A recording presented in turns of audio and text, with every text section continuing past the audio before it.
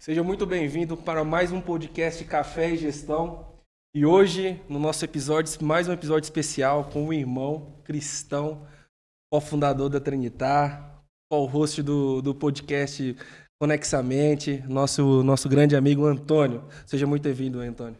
Vem, cara. Fala, Carlão! Como é que você tá? Tudo bem? É estranho estar desse lado da mesa aqui, porque eu tô acostumado a entrevistar os outros. Não entrevistar, né? Porque podcast é uma conversa. Uhum. Eu tô acostumado mais a ficar fazendo pergunta, né? E não ser a pessoa que vai ser perguntada ali, né? Então eu já fico meio assim, é a primeira vez Cara, que me que legal. chamam pra fazer esse bate-papo. Assim. E, cara, uma história legal, eu contei no podcast do Luciano, que ele participou junto com a gente.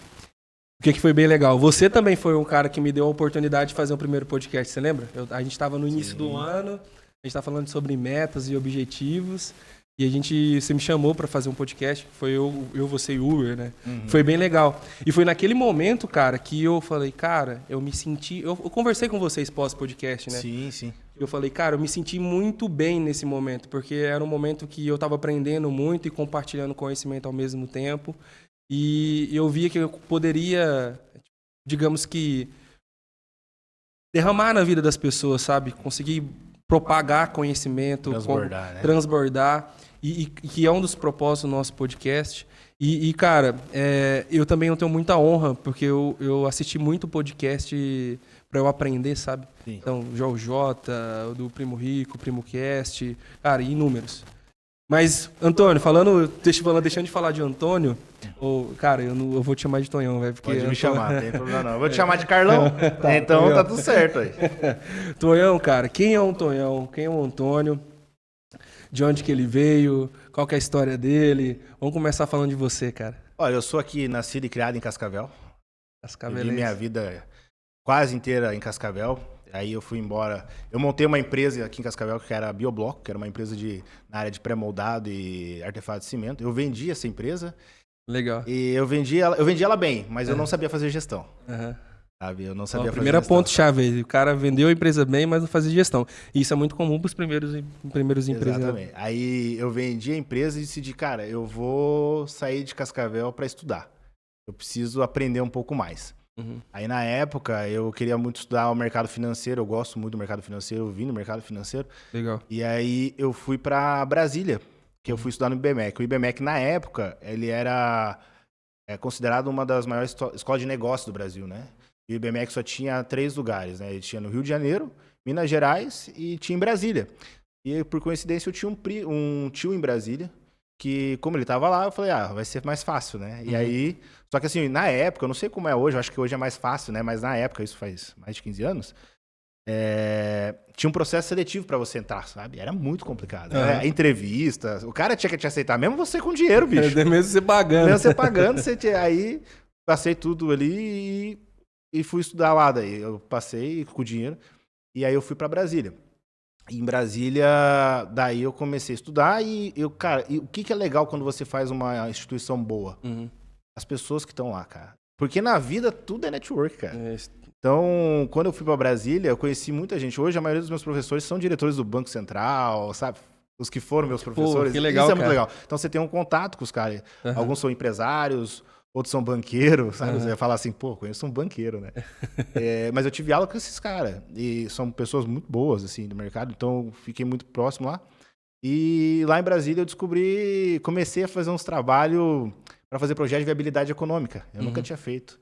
E surgiu essa oportunidade graças à network, né? Dentro da sala de aula, um rapaz que estudava comigo pediu se eu não queria fazer, se eu sabia fazer. Ele era do banco até. Ele falou, cara, você não sabe fazer? Porque ninguém sabe. Eu falei, eu faço. Deixa com o pai. Deixa com o pai. Mas adivinha, nunca tinha feito, né, cara? Eu tinha Legal. 23 anos na época.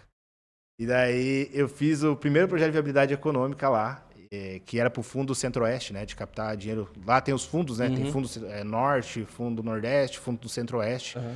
E aí lá é como se fosse um BNDES, né? Juros muito baixos. E aí eu fiquei bom nisso, cara. Trabalhando sozinho mesmo e fui fazendo uma rede de relacionamentos lá.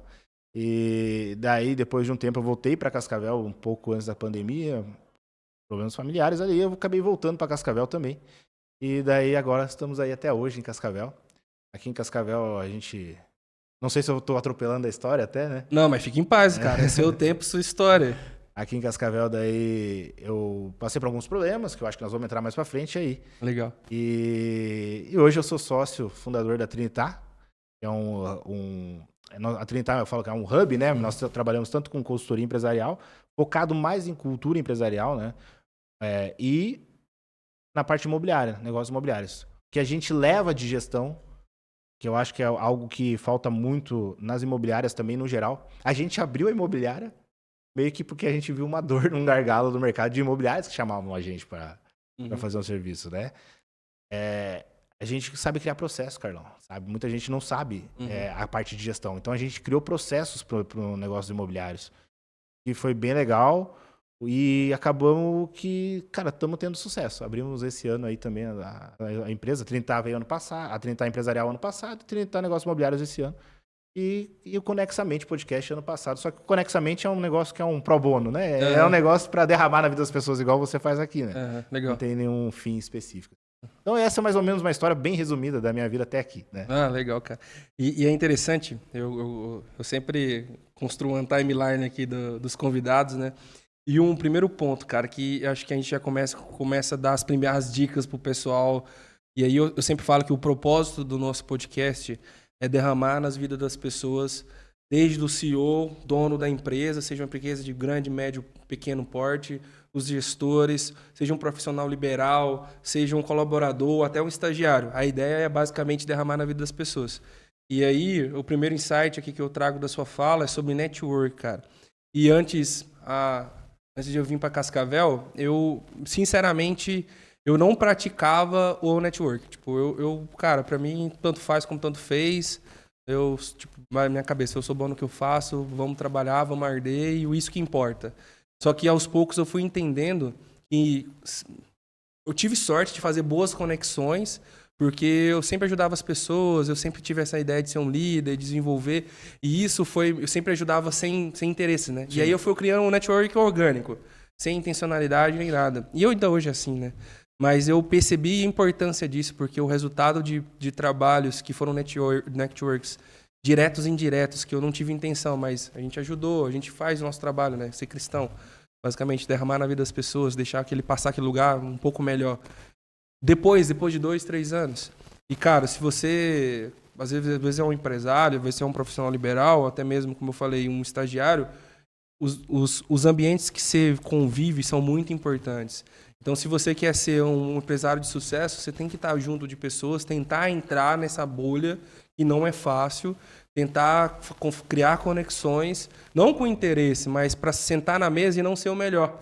Se você senta na mesa onde você costuma ser o melhor, tende-se a você não aprender muito. Mas quando você está com pessoas com diferentes habilidades, diferentes skills, que são melhor que você em vários âmbitos, com certeza você vai sair com conhecimento, porque vão plantar uma sementinha em você. E isso aconteceu muito aqui em Cascavel, sabe? Isso aconteceu, como eu sempre vou falar, eu sou grato por isso. Aconteceu muito no clube. Eu fui pro clube para aprender sobre a palavra e acabei fazendo boas conexões, assim como você, que é um meu parceiro de fazer os negócios exponenciais, que foram colocando sementinhas. Então, esse podcast é dessa sementinha, porque eu participei com você de um podcast. A ideia do empreendedorismo, a ideia de montar uma mentoria, uma consultoria, enfim, todos os negócios foram motivados pelo meio. Sim. Então, cara, network é extremamente importante. E qual que é a sua opinião sobre network, cara?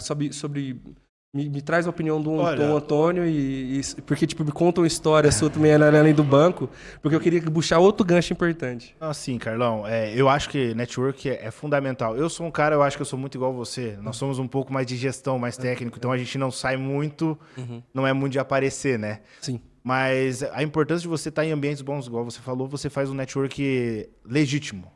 Por quê?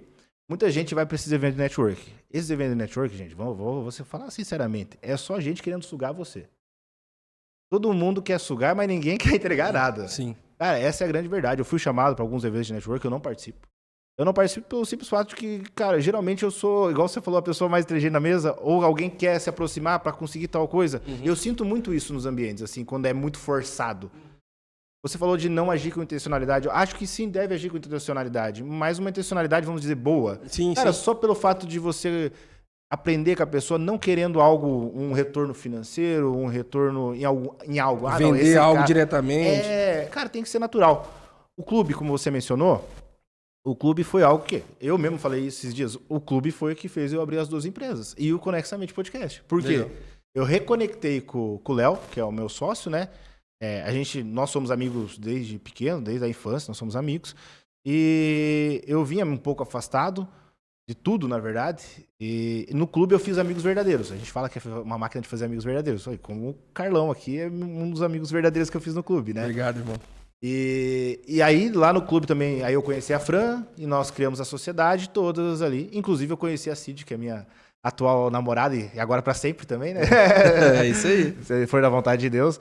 Então, é um ambiente bom. Então, você tem que ir para esses ambientes não pensando, vou fazer um network. Mas vai surgir. Só que você tem que se colocar em ambientes que sejam propensos a isso, né? Penso eu. Por exemplo, cara, se eu vejo que é um local que tem gente legal e tal, bicho, eu vou. Eu vou justamente que eu sei que tem gente para derramar na minha vida e eu posso ajudar as pessoas também. Sem intenção, com intenção e sem intenção. Não sei se dá para entender muito assim, tipo, sem algo, realmente eu quero algo em troca. Eu tô indo pra... Eu tô indo pra conhecer mesmo, pra conversar. Isso pra mim é network de verdade. Sim, sim. Porque você vai estar ajudando as pessoas de uma forma honesta, né? Legítima. E as pessoas vão estar te ajudando também. E no fim isso vai criando uma confiabilidade e as pessoas começam a confiar em você a partir disso. E a partir disso você vai começando a crescer, vai estando em outros ambientes, vão te convidando para ir em outros lugares. E, cara, a tendência é só crescer. Porque a vida é feita de conexões. No fim, a vida é feita de conexões, cara. Legal. E realmente, cara, na verdade o network, como o próprio falar diz, é conexão. Você vai com a intenção de fazer conexão. E na verdade, cara, quanto mais você é sincero e ajuda as pessoas sem uma segunda intencionalidade, acho que Deus, tipo, retribui, sabe? E é isso que é o lance do ser um cristão, tipo, você passar pelos lugares e deixar aquele lugar um pouco melhor, sabe? Então, acho que o lance é esse, mas a dica que eu quero dar, e eu sempre dou pra galera que é mais nova, eu sempre vejo a geração um pouco mais nova, e eu me preocupo muito, porque, na minha opinião, são uma das gerações mais criativas, mais inteligentes, só que ao mesmo tempo são facilmente influenciáveis. Então isso é bom e ruim, né? Tipo, são esponjas os caras. Então a dica que eu dou pra galera que é nova é que, cara, se posicione, se coloque em locais nos quais você vai crescer e você vai derramar. Então sempre isso, né? Você vai ser ferramenta, mas também vai ser ajudado. Então essa é uma das grandes dicas, principalmente para a nova geração. E para todos, né? Mas eu me preocupo bastante com essa nova geração. Essa nova geração é bem complicada, viu, cara? Vou falar pra você que o pessoal é... Cara, dando spoiler, eu vou trazer uma galera da nova geração aí, vai ser legal o podcast, tá? Dando spoiler. Cara, outra coisa, insight da sua fala, da sua história. O segundo insight é que você falou, eu fui pra IBMEC, Instituto Brasileiro de Mercados e Capitais. Isso, legal. Fui pra IBMEC e assim, cara, e a cara tinha que aceitar. E uma das coisas que eu aprendi também, Tonhão, e daí você pode dar a sua opinião, é que conhecimento bom é conhecimento pago. Qual que é a sua opinião nessa frase? Cara, eu vou discordar um pouco, porque eu acho que você tem que buscar conhecimento. De qualquer maneira, eu gosto, por exemplo, eu sou um cara que eu leio muito todo dia. Então, todo dia eu estou buscando conhecimento novo. Eu acho que parte da gente. Quando você fala que um conhecimento bom é um conhecimento caro, mas tem tudo disponível hoje em dia, cara. É só você querer aprender. Logicamente que é muito mais fácil quando alguém dá mastigado para você isso. Você vai ter um acesso muito mais fácil. Mas eu vejo que se você tiver um alinhamento, você que gosta muito de fazer um planejamento, Carlão, se você tiver um planejamento, você vai ter um conhecimento. Sim. Mas o fato de você pagar um conhecimento e ir a um local gera o que nós falamos anteriormente. Vai gerar conexão com gente boa. Pagando, legal. Cara, não, entendeu? E eu concordo totalmente com você, cara, que hoje nós temos boas oportunidades de aprendizado, bons livros, mas, cara, tipo, vamos falar de marketing digital, sabe? Tipo, eu não sou especialista nisso, mas eu já vi isso acontecer em várias formas. Já parou para pensar que vários modelos de negócio os caras testam nos Estados Unidos? Eles testam lá, desenvolvem lá, falam, tipo, cara, resolve, funciona, aí vem com um certo atraso para cá a modelagem. Se eu te falar que a galera que pagou por isso com antecedência, por um valor em dólar, antes de vir pro Brasil, antes de se pulverizar no Brasil, por exemplo, no YouTube, eles tiveram um bom conhecimento. E aí o bom, às vezes, é mais rápido, às vezes é o mais novo, é o primeiro. Por exemplo, se a gente vai falar, a gente vai entrar nisso. Uma forma de falar que conhecimento bom... Eu só tô exemplificando uma outra forma de pensar, sabe? Que é conhecimento pago. Cara, se você pega uma IA, que é uma IA não paga, e a IA paga, conhecimento bom é conhecimento pago, sabe? Tipo, é essa linha de raciocínio que eu gostaria de trazer. Mas quando você disse aí da questão de que... E realmente, os Estados Unidos está 10 anos na nossa frente. Tudo que vai chegar aqui já foi inventado lá. Principalmente marketing, né? Principalmente marketing. Mas assim, eu, Antônio, cara, a gente vai falar de IA daqui a pouco, mas eu fui um dos caras que quando eu fiquei sabendo de IA, eu fui lá e coloquei meu nome na lista do OpenAI e ninguém sabia no Brasil ainda disso. Legal. Então também a questão, será que é conhecimento caro ou é porque eu não busco direito? Legal. Então eu acho que é um questionamento. Porque a maioria das coisas que eu leio é em inglês. A maioria do que eu vejo é matéria de fora. Porque eu sei que aqui é atrasado. E quando chega traduzido é porque já passou. Então eu tendo a buscar coisas fora do Brasil. Eu tô até implantando um serviço dentro da 30 Negócios Imobiliários que eu só vi fora do Brasil. Eu não vi aqui ainda. Legal. Entendeu? Mas é porque aqui os caras estão atrasados. E quando esse boom, quando eu conseguir implementar isso, vai demorar ainda para os caras começarem, porque ainda não chegou ninguém propagando esse conhecimento aqui. Então, às vezes, a gente tem que abrir o mar aqui, né? E começar nós mesmos, entendeu? Eu busco esse conhecimento fora. Eu sou uma pessoa que eu gosto de pegar e estudar o que está acontecendo lá fora. Então, é de lá que eu vou tirar. Entendeu? Então, por isso que eu discordo um pouco é um conhecimento pago. Mas quando você falou da IA, daí faz sentido. Porque é bem melhor uma que você paga do que você não paga. E assim, cara, se você pode, cara, paga um IA, mano, pelo amor de Deus, porque esse negócio otimiza muito a vida. Ó, o ChatGPT mesmo, vou dar um exemplo claro. O ChatGPT, o que não é pago, a assertividade dele é 66%. Que ele entrega 66%, né?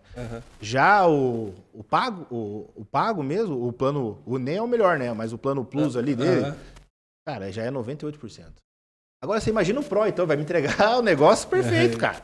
Entendeu? Então, assim, realmente tem que pagar. Não pode ter dó dessas coisas, entendeu? Cara, assim, aproveitando o tema, depois eu entro no terceiro ponto da sua história aqui. Vamos aproveitar o flow aqui. Ô, Tonhão, cara, me fala, na sua opinião, o que a IA tá fazendo na nossa sociedade hoje e quais, na sua opinião, quais que são os pontos positivos e negativos e como uma pessoa que sabe que é um bom profissional pode, digamos que, tirar muito proveito da IA. Ou qual que é a sua opinião sobre o tema? Cara, eu falo que eu sou muito assíduo em IA, assim. Eu pago algumas. Pra vocês terem uma ideia, eu pago algumas. Qual que você paga? Hoje eu pago o ChatGPT, eu pago, porque eu acho que pra mim é o melhor, o cara tem que pagar esse. Manos pra mim também é top também. Ele é um agente operacional sensacional. O Gemini eu pago também, não sei se fala Gemini, não sei. Enfim. E por enquanto eu tô pagando esses 3, já paguei outras, né? Mas por enquanto agora, no momento, que senão também daí vai... é muita coisa pra pagar. Quanto que vai nesse budget aqui? Cara, isso daí tá em torno de R$600 por mês. R$600. Nem é muito, se você for parar pra ver. O que me entrega não é muito. Porque justamente como a gente faz muita coisa ao mesmo tempo, cara, vou falar pra você, eu ter o ChatGPT pago, pô, ainda muito na frente, velho. Tá muito na frente. Tá muito na frente. Mas aí você falou, cara, o que isso vai...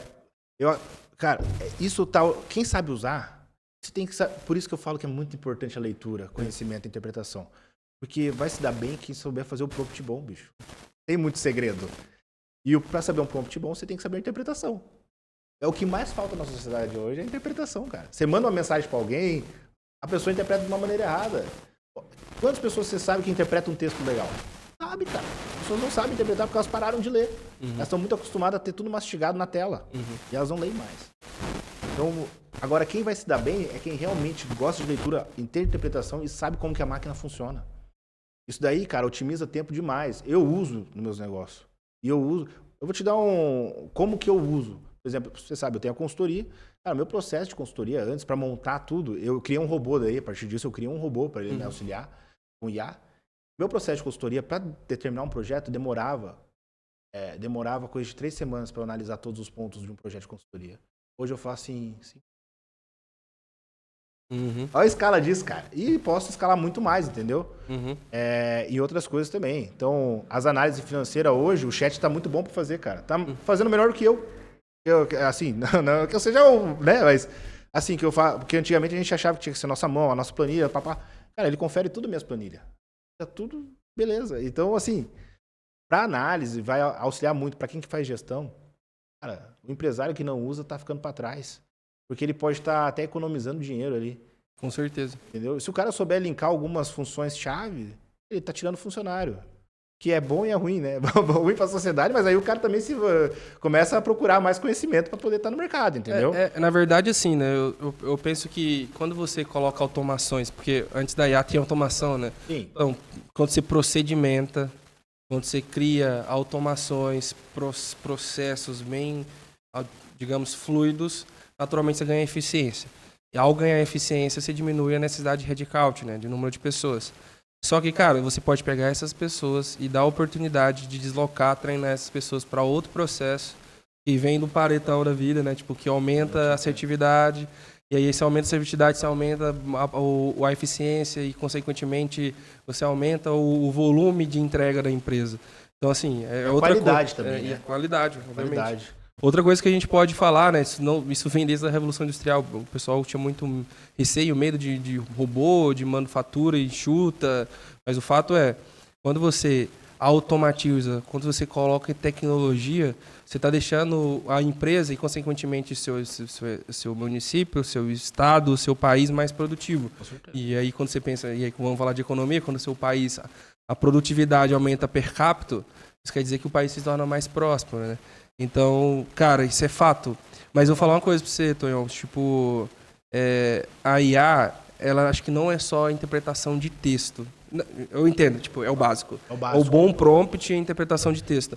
Mas, cara, se você pega um cara que é muito bom em mercado financeiro, o cara sabe fazer o prompt e entende a IA, sai uma máquina de lá. Sim. Mas às vezes o cara é bom de prompt e é um bom, digamos, interpretador de texto, digamos assim, só que ele não entende muito de mercado financeiro. Ele aceita mais os 2% ou mais de erro ou de interpretação. Sim, com certeza. E aí o que é legal, cara, o que eu percebi? Tipo, eu gosto muito de investimento. Tipo, eu não sou formado nisso, mas minhas horas vagas, agora com o café de gestão tá diminuindo, mas minhas horas vagas eu estudo sobre mercado financeiro, sobre Bitcoin, criptomoedas, ações, fundos imobiliários, enfim, ações internacionais. E, cara, os primeiros prompts foram prompts bem feitos, prompts que são, digamos que o padrão, que a gente pode até falar de alguns prompts pra galera usar aí e parar de fazer pergunta errada pro ChatGPT. Não errada, mas mal feita, digamos assim. É uma coisa que me mata, cara. Não, continua tua raciocínio, depois eu falo. Depois você fala. Não, legal. Cara, passava muita coisa estranha, tipo, de análise que ele propunha. Porque dependendo de onde ele buscava o dado, dependendo de qual era o contexto, enfim. E aí eu fui em todos os robôs que eu tenho no ChatGPT, né, nas automações, os projetinhos que a gente vai montando lá, eu vou treinando o robô. Falo assim, cara, ó, sua informação não está muito boa.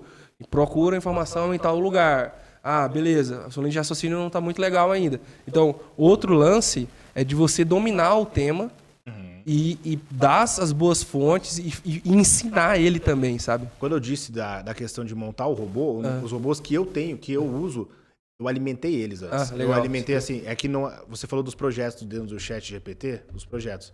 Mas não são os projetos. É aquele robô externo, o GPT próprio. Aí eu crio um GPT próprio para aquilo. Legal. Cara, eu criei um vendedor. O pessoal lá tava com dúvida. Cara, eu peguei todos os estudos de neurociência do mundo. Porque aí que tá a facilidade das coisas da vida, né, cara?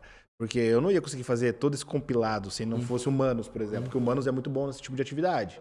Então, Humanos me trouxe muito documento técnico de tudo que eu precisava. Peguei esses documentos e montei o robô específico para o que eu queria. Legal. Então, igual da fonte de dados que você está falando. Então, eu já treino eles com a visão correta.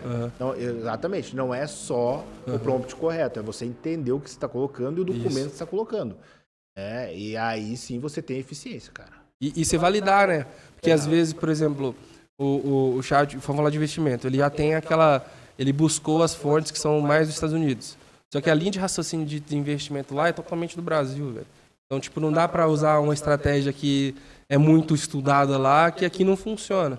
Então, esse que acho que é o lance. Mas no fim das contas, cara, na minha opinião, o cara que vai realmente se diferenciar é um cara que realmente entende sobre chat, ele faz uma boa interpretação de texto, mas ele é muito bom no que ele faz.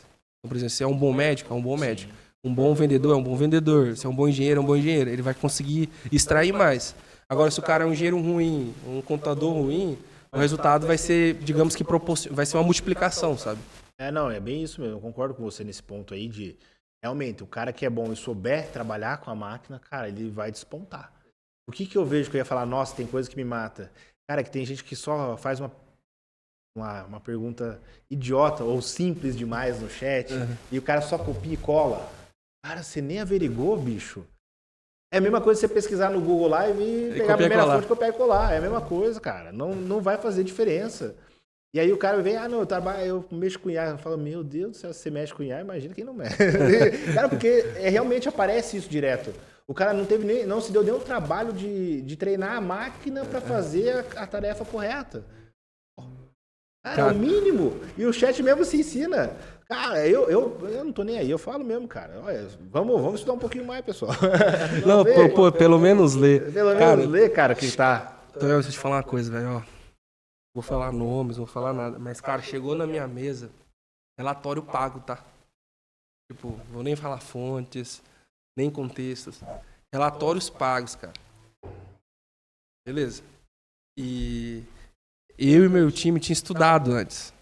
E, mano, os caras são umas máquinas, velho. Os caras são muito caveiros. Tudo engenheiro? Tipo assim, e eles sabem mexer com IA, porque, tipo, eu incentivei muito desde o início e, tipo, dei bastante dica. E os moleques são muito novos, então eles, estudam por conta própria. Aí chegou um relatório, aí eu passei pra um assistente meu. Assim, me fala a opinião disso aqui. Cara, a primeira página, assim, não é possível. Não é possível que esse cara fez isso. Que não sei, ficou revoltado que nem você. O cara basicamente copiou e colou. E assim, profissional renomado. Não, e pior uns que copia e cola e ainda deixa assim, você quer que eu faça tal coisa? Cara, eu já peguei coisa assim, eu falei, não, você não deixou isso aqui, relatório profissional. Oh, meu Deus, não, você não fez isso, cara. Não, o que você falou um dia faz muito sentido, velho. O travessão. Os ícones, cara. Agora você repara nos travessão, né? Cara, os ícones, cara. Os íconezinhos, sabe? Tipo o foguetinho. Gente, eu vou dar uma dica pra você que usa IA pra criar legenda pra Instagram, pra tudo na vida.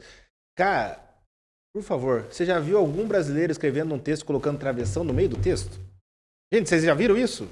Sério, ninguém faz isso. A IA faz porque é o modo dela ali, ela faz um português muito correto. Ninguém faz isso. Não faz então essa é a dica. Você quer saber se o texto foi escrito por IA? Vai ter vários travessão no meio do texto. Que seriam vírgulas ali e os caras colocam travessão. Então já fica esperto com isso, viu? E aí eu vou dar a dica pros preguiçosos. Na hora de você treinar isso aí, fala assim, eu não quero que ponha travessão e nem ícone. Exatamente. É que a gente não escreve com ícone assim, igual os caras colocam. Mas não, mas assim, como ele escreve é até legal, né? Até divertido. Bom, mas só que você já vê que o texto E assim, não querendo tirar o mérito, eu acho que o cara que usa IA, bicho, beleza. Só que aí o cara falar que foi um texto que ele mesmo escreveu, daí eu já fico meio, bicho, peraí, eu tô vendo que não foi você, sabe? Se a pessoa perguntar, é capaz dela não saber responder sobre aquele tema. É isso que é a questão, sabe? Legal. Então, às vezes, as pessoas elas só colocam ali uma informação, pega, copia e cola a informação, aí se você for pedir, a pessoa não sabe, cara. Porque ela não estudou aquilo. Ela só pediu pra fazer, chat, me faça um texto sobre a jarra de água. Aí vai escrever tudo bonitinho, onde foi inventado e tal. Mas enfim, são coisas da vida que o pessoal faz, dão vacilo, dão mole nisso aí, sabe? Só pra ficar esperto com essa dica. Por exemplo, aqui, mais uma vez, mais uma dica aí pra vocês, mais uma sementinha lançada. Tonhão, ainda sobre IA, cara, 3 prompts que todo profissional deveria saber. Aí bom, hein, cara? Pô, se eu tivesse mandado antes, eu tinha me preparado com a IA.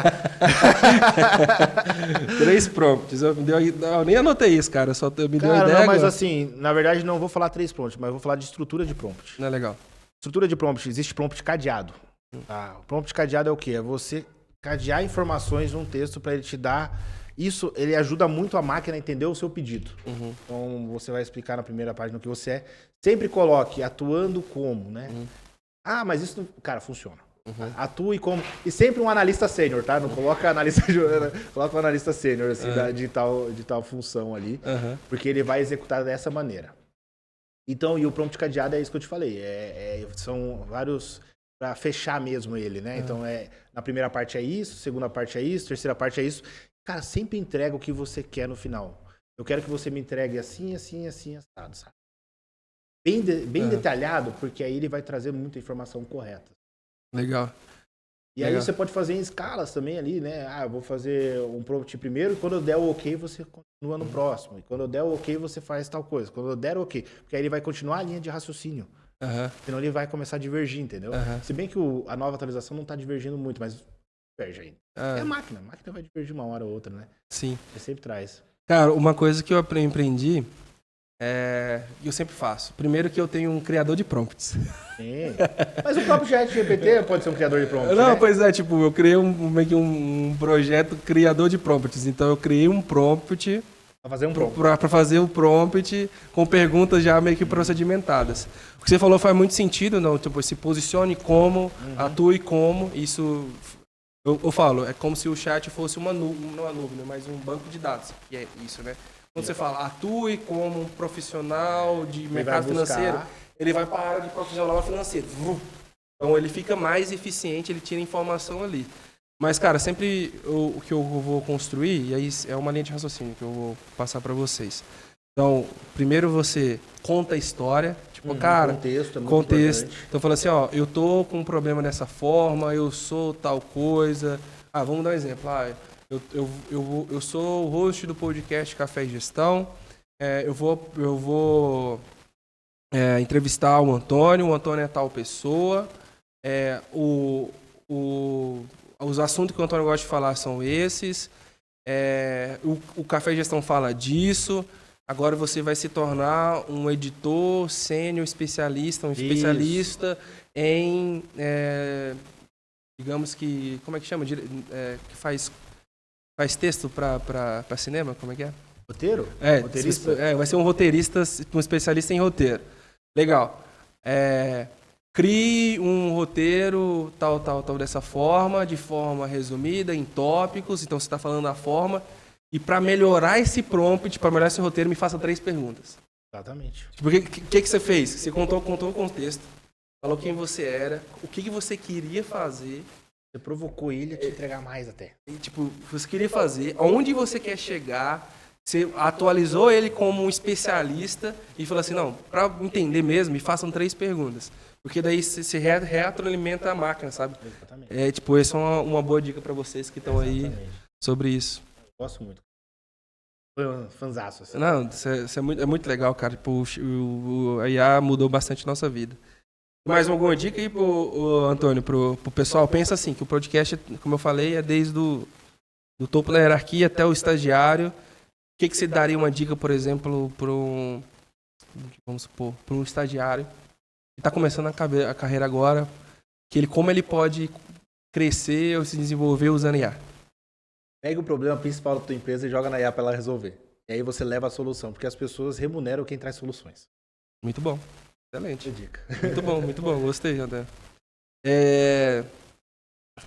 Cara, voltando para sua história. Tô aqui no processo história do Tonhão ainda. Então, senta que lá vem história ainda. Você falou da história do projeto de viabilidade lá do banco do FCO, no Fundo Centro-Oeste. É legal. E aí você falou uma coisa bem legal, cara. Tipo, a oportunidade, eu falo que sorte e oportunidade passa na frente de todo mundo. E aí o lance é você ter coragem e ou estar preparado, né, junto disso, para pular nesse cavalo, cara, que tá passando na sua frente. E, cara, achei muito interessante que você falou assim, eu nunca tinha feito. E fui lá e fiz, eu vou dar um jeito. Cara, o que você acha, tipo, disso, cara? Tipo, eu nunca tinha feito, a oportunidade passa na porta. Qual que é a sua concepção? Se você nunca tinha feito e passa uma coisa que você não sabe fazer e faz, se der certo, você ganhou. Se não der certo, tudo bem. Quantos não você já recebeu na vida? Não vai mudar nada na vida isso, né? Assim, a vida é feita de erros. De uma sequência de erros com pouco sucesso. Se a vida não tivesse erro, a gente não saberia o que é sucesso. É simples, né? Então, assim, é que às vezes a gente fica se cobrando demais pra entregar o melhor. O perfeito, o perfeito, o perfeito. Cara, o perfeito nem sempre vai estar lá. Na verdade, nunca, né? Porque sempre vai ter algo pra melhorar. Quando eu fiz o que eu te falei, esse daí da... cara, foi muito engraçado, porque eu falei, eu peitei e fiz. O problema foi, quando eu fui entregar, 24 horas pra entregar o projeto, que eu tinha que estar lá a tal horário, eu cheguei pro cara que tinha me indicado e falei, tá aqui, dá uma revisada antes de eu protocolar o processo. Ele falou assim, cara, tá tudo errado. Eu tive 12 horas para refazer. E o cérebro humano é muito louco, porque ele começa a funcionar de uma maneira... Cara, eu sou uma pessoa... Eu sou uma pessoa que eu trabalho muito bem sob pressão. Muito melhor. Se eu tiver um negócio que tá para fazer amanhã, cara, igual você, eu tenho certeza que você é assim também, Carlão. Se tiver pressão, cara, eu vou varar à noite e vou entregar o melhor projeto, cara. Mas eu preciso de pressão, cara. Eu sou um cara que sei lidar bem com pressão. Hoje em dia, né, eu tento regular, porque também viver desse jeito não dá. Mas eu regulo bem hoje em dia, né, cara? Porque...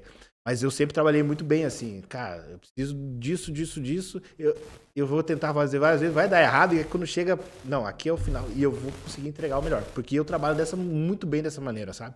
Sob pressão extrema mesmo.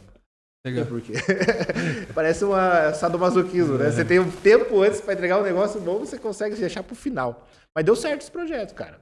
Legal. Mas as oportunidades, cara, às vezes você tem que criar, e se aparecer, bicho, só tem que agarrar. Como que você vai fazer? Cara, se você tá com vontade de fazer, você vai dar um jeito, bicho. Não tem. Quem quer dar um jeito. Quem quer, dá um jeito, cara. Não adianta. A vida é assim, cara. Eu gosto... Eu sou uma pessoa que eu vejo, assim, as oportunidades, cara, eu vou lá e faço. É errado, tudo bem, mas eu tentei e fiz meu melhor, sabe? Legal. É assim que também caminha. Eu sempre falo pra todo mundo, cara, vai e faz o máximo que você vai errar, né? Lógico, se tiver muito dinheiro envolvido, aí você começa os riscos aí, né? Também não dá pra errar, né, cara? Análise de risco daí, né? Mas é assim que eu acho, cara. Eu acho que todo mundo deve agir um pouco dessa maneira também. Arriscar mais. Porque a vida, ela é feita de risco. E se a gente ficar na zona de conforto, a gente não cresce, cara. Não adianta. Cara, pressão é uma dádiva, velho. Vou falar pra você. Eu não vou contar a mesma história, porque senão vai fazer sentido e vai repetir todas as vezes. Mas... os momentos que você está sob pressão e que você está sendo muito cobrado são os momentos que você tem a oportunidade de descobrir quem você é e quais são os seus limites. Porque se você não sabe quais são os seus limites, você não consegue superá-los. Então, assim, você tem que ter uma noção muito boa do qual é o limite. Vou fazer uma metáfora. Vamos supor que você é um carro.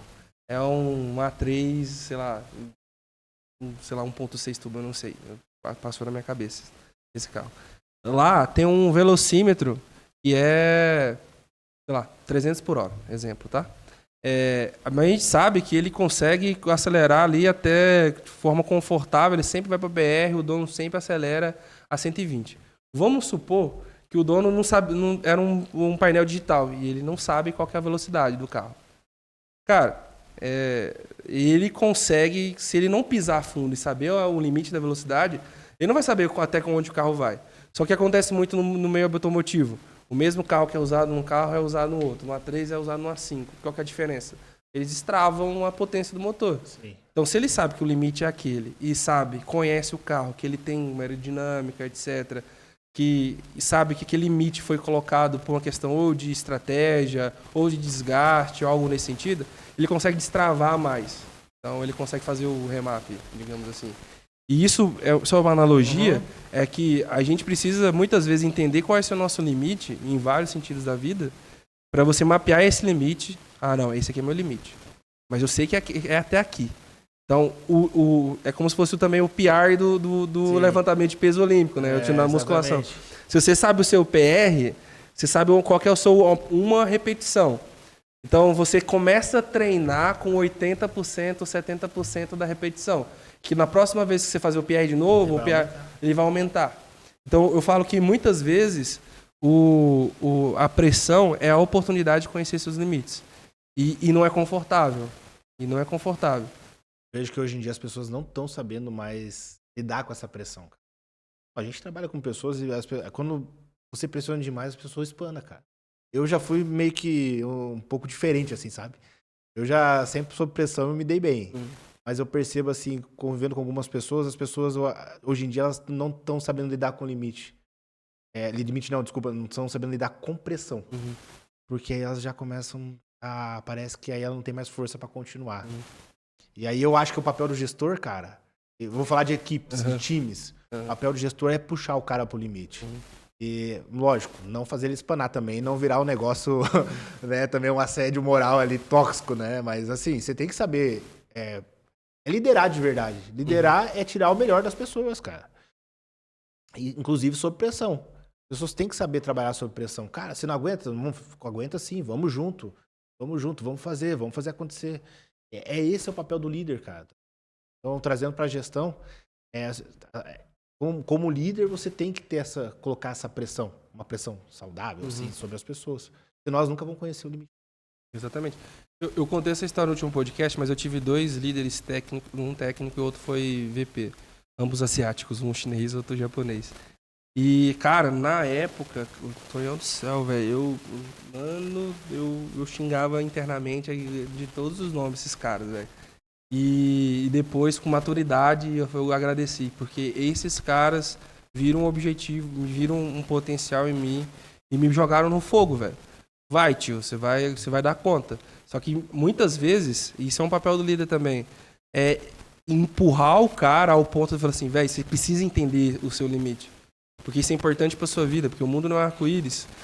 Eu falo isso muito pra galera, o mundo não é arco-íris, não é uma zona de conforto eterna. Se você ficar muito na zona de conforto, vamos falar de exercício de novo. Se você não vai pra academia, se você não treina, etc., se você não sai da zona de conforto, o seu músculo faz o quê? Atrofia. Se você não estuda, o que faz com o seu cérebro? Atrofia, cara. As conexões que você fazia antes, você para de falar inglês, o que acontece? Você esquece, cara. Você tem que estar exercitando sempre. E aí, pra você melhorar, subir de nível, cara, é desconfortável. E aí o lance é, quanto você está disposto a evoluir, em que prazo? Porque você lembra, né? Projeto, lembra das conceitos de projeto? Sim. Recurso, escopo e o prazo, cara. Se você tem um prazo muito pequeno e você quer evoluir, eu quero ser um diretor antes dos 30, não, eu quero empreender antes... E você sabe que você tem de onde tirar, você tem que estar disposto a pagar o preço. Se você não está disposto, você tem que readequar o prazo e a meta. Então é esse balanceamento da ideia do projeto, né? E aí eu vou trazer um pouco para o mundo de comercial, né? Como a gente tem lá imobiliária, a gente tem corretores, então trabalham com vendas, né? Cara, o que as pessoas têm que entender? Quanto maior o meu esforço, melhor o meu resultado. Ponto. Então, quando a gente fala de um funil de venda, um funil comercial, a gente vai ter no nosso ramo, vai começar por mensagem, ligação, visitas, para gerar o quê? Para gerar propostas e para gerar venda. Então, esse seria o nosso funil básico. Cara, quanto mais mensagem, mais ligação eu fizer, mais indicador de resultado eu vou ter. Cara, é difícil colocar isso na cabeça das pessoas. Porque aí, quando eu falo em vendas, vendas é matemática. Quanto mais quantidade de ligações eu fizer, não é verdade? É probabilidade. Se eu fizer 1000 ligações, é muito mais fácil eu fechar uma venda. Sim. Se eu fizer 10 e esperar um resultado, não vai ter, cara. Então, aí que vem o esforço. E aí, quando eu falo de puxar a galera, o meu time eu puxo muito assim, cara. Eu fico mais nessa parte de puxar os indicadores da galera. Cara, e aí? Vamos fazer. Cara, tem que fazer o que tem que ser feito. Você quer vender? Você quer ser bom? E é puxar a galera no limite, cara. No limite, assim, entre aspas, né? Mas é puxar a quantidade de ligação que eles têm que fazer por dia, é a quantidade de mensagem que eles têm que fazer por dia e não deixar titubear. Porque senão, cara, a autogestão ainda não funciona tão bem ainda. Nem todo mundo tem um senso de autogestão, né? Autogestão. Precisa de maturidade, precisa de passar Por isso, a liderança tem que ter esse papel de direcionar, né? Então, por isso que a gente falou dos esforços. Então, cara, e daqui a pouco, o cara que tinha dificuldade de fazer ligação para conversar no telefone, ele vai estar, cara, depois de 15 mil ligações que ele fez, vamos por assim, um número, cara, ele vai estar tranquilo para falar com qualquer pessoa. Legal. Entendeu? Então, quanto mais eu fizer, melhor eu fico. Né? Então, e tem uma frase que eu sempre falo, né? A qualidade do meu resultado vai depender da quantidade de esforço que eu colocar. Ponto. Legal. Isso é pra tudo na vida, eu acho, na verdade. Né? É claro que vai estabelecendo a premissa que você tem um processo bem estabelecido, que é o caso, né? A gente tem um processo. Então, isso... A partir do pressuposto que o processo está bem feito. Exatamente. Porque às vezes você não tem um processo bem feito, o esforço não faz sentido. Lá na empresa a gente tem muito gestão à vista também, né? Então todo mundo vê a quantidade que você tem que fazer de ligação, o funil já desenhado com várias métricas que a gente já tem, né, histórico.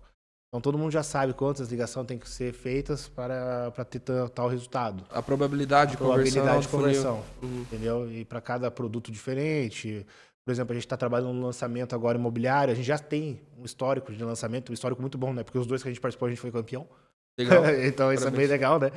Então, porque a gente tem um processo definido. E agora a gente já tem os números. Então a gente já sabe mais ou menos quanto vai ser a nossa conversão, né? Pelo histórico. Mas lógico que não dá pra se basear, mas é um norte pra gente seguir, né? Então a gente já sabe, por exemplo, cara, os caras me mandaram aí 25 mensagens. Entendeu? Cara, fizeram, eu nem lembro agora o número certo de ligação. Mas eu tenho certeza que vai sair muita venda. Porque é o esforço, cara. A gente só controla o nosso esforço. Eu não controlo o meu resultado, mas o esforço eu controlo. Você controla eu falo que o processo, o método é a bússola e o esforço é a velocidade que você anda. Se você está com um processo, um método muito bem estabelecido, que é o caso de vocês, e tá tracionando a velocidade, cara, a probabilidade de vocês chegarem mais rápido ou ter um volume maior é muito maior. Exatamente. Então, meio que é matemática, né? Mas isso não parece ser muito simples. Mas, Tonhão, qual que é o seu ponto de vista, cara? Porque, para mim, é muito claro que o time de vendas, principalmente, né? É um time muito, tipo, tem que ser muito executor, né, cara? Tem muito que ser muito comunicativo, né? Sim, com certeza. E executor, assim, no sentido de buscar o número e buscar resultado. Mas, cara, não é normal não, digamos assim. Costuma-se ver, né, tipo, o pessoal que fica muito assustado com o número, com cobrança. Como é que é a experiência de vocês lá? Cara, assim, né, Carlão? Eu, o Léo, também, nós viemos desse mundo de gestão. Então a gente é acostumado com esse tipo de KPIs, de indicadores, tudo, né? O que a gente viu é que os corretores, cara, quando a gente mostrou os números, os caras começaram a... Nosso pessoal agora tá acostumado, se acostumaram com isso, né? Eles nunca viram isso. Legal. Não é algo comum que tem nas imobiliárias. Não, na verdade não é algo comum na maioria das empresas. Na maioria das empresas, né? Mas como eu vou falar um dos nossos ramos ali, né? Mas não era algo comum, cara. Então quando você traz os números, o cara fala, meu Deus, sabe? Vou dar um exemplo. Cara, se você quebrar, sei lá, 100 ligações em 5 dias, quantas ligações você tem que fazer por dia? 20. É difícil. Quantas horas tem o dia? De 4. 8 horas trabalhadas. 8 horas trabalhadas, você vai fazer ali 2,5 ligação por dia. Cara, você não faz 2,5 ligação de 5, 10 minutos, não. Faz? Aí não fica mais tão difícil. Então as pessoas se espantam quando vê um número muito grande. Mas quando você começa a quebrar, é aquilo que você falou na tua palestra, né? Do micro. Quando você começa a quebrar as atividades, você fala, cara, nem é tão difícil assim. Isso, exatamente. A clareza, né, cara? Clareza, cara. Então a gente traz clareza, mas isso não era algo muito comum. Eles nunca tinham visto isso. Quando a gente começou a trazer isso, cara, agora eu falo que a gente está construindo uma máquina de venda. O que é muito legal, sabe? Porque o que nós colocamos no nosso negócio hoje, na Trinitar Negócios Imobiliários, é uma máquina de vendas que você vê, tipo, num G4 da vida, que você vê nesse pessoal da internet. A gente trouxe isso de lá. A gente trouxe isso de outras áreas. Negócio de meta, papapá. Era algo muito comum ver fora do nosso âmbito. E o que aconteceu, Carlão? Vou falar desse mercado que é o que eu estou inserido hoje, né? Mas era algo comum, tráfego. Vou gastar em tráfego e vai vir resultado. Cara, não é. O negócio é você correr atrás mesmo, sabe? Tráfego é um negócio, igual você falou dos Estados Unidos, né? Os Estados Unidos não usa mais tráfego faz 10 anos. Nós estamos aqui ainda tentando fazer tráfego. Faz uns 3 anos que o tráfego está sendo tráfego de venda, né? Porque tem gente que não manja, então achar que é... não. Tráfego de... né? Não tráfico e nem tráfego de carro. É tráfego de marketing ali, né? De vendas, né? Mas assim, então, 10 anos já que os caras não usam mais isso lá fora. Isso foi um curso que eu fiz lá fora que eu vi também, né? Então, por isso que eu acho que tem que bater na porta e sair vender mesmo, sabe? É conseguir número, é ir atrás, é indicação e é correr atrás, cara. Correr atrás, porque não adianta mais. Essa magia toda de que você só colocava dinheiro lá no negócio por dia não acontece mais. O custo por clique hoje ali no nosso tá mais de R$20, cara. É muito caro, bicho. E os caras estão tendo muito resultado com o processo novo que nós estamos montando. Então, legal. Cara, é isso, sabe? Então, maneiras novas de fazer. E aí os caras, o meu pessoal lá, o meu time, Graças a Deus, cara, o meu time é muito unido, assim. Todo mundo se ajuda, cara. Nós conseguimos construir isso, é muito difícil. Legal, isso é muito difícil mesmo. E todo mundo se ajuda, todo mundo atrás de resultado, todo mundo comemora o resultado de todo mundo. E cada um vai trazendo a forma que faz. Ó, pra você ver. A gente criou o processo, tudo, a gente criou roteiros, né? Todo mundo tem roteiros e tal, o script de fazer as vendas e tal. Cara, mas não foi nós. Quem refinou foi o pessoal. Sim. Eles foram testando, foram vendo. E agora nós temos cara, nós estamos com um script poderoso ali que tá dando resultado. Então também foi o senso de equipe. Nós estamos conseguindo trazer essa galera. Cara, nossos corretores, a maioria nem eram do mercado imobiliário. Acho que um só que era. Entendeu? Tipo, tá? Ah, não, na verdade agora a gente pegou mais gente de fora também ali, que agora... Só que assim, a gente começou com um time, nós, que não éramos do mercado, e mais a galera que também não era. Então nós fomos, cara, vamos desbravar isso aqui e fazer diferente. Então é isso que a gente faz diferente. A gente faz de uma maneira que não eram feitas. Então a gente controla, a gente tem KPIs, a gente tem indicadores, a gente tem processos. Assim que o negócio funciona. Não adianta, não tem inventar a roda. Dessa maneira. É os 4P, você lembra dos 4P? Pessoas, processos, projeto, performance. É os 4P, cara. É isso mesmo. É muito legal porque a partir do momento que você... Isso no primeiro momento, qualquer método, e aí é um método, quando você combina processos, a projetização, procedimentação e as pessoas, se torna um método. Tudo que é novo gera resistência. Gera resistência. E, cara, por exemplo, a ideia de metodologias híbridas, né, de gestão de projetos, e eu pego ali a normal, digamos, a conversão e junto um ágil. Cara, por todas as empresas que eu passei e times que eu passei, eu implementei um pedaço do ágil.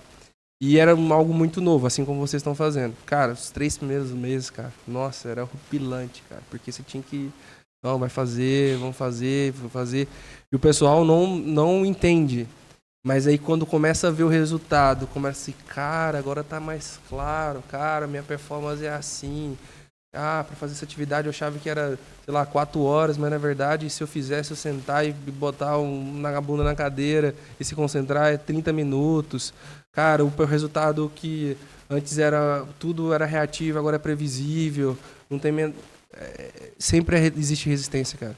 E aí uma função do gestor também é ter muito, digamos que, paz no coração e saber que a resistência vai existir e vender isso pro time, né, cara? É muito importante vender. Aí que tá, Carlão. O que a gente constrói muito forte? Qual que é o foco da empresarial, por exemplo?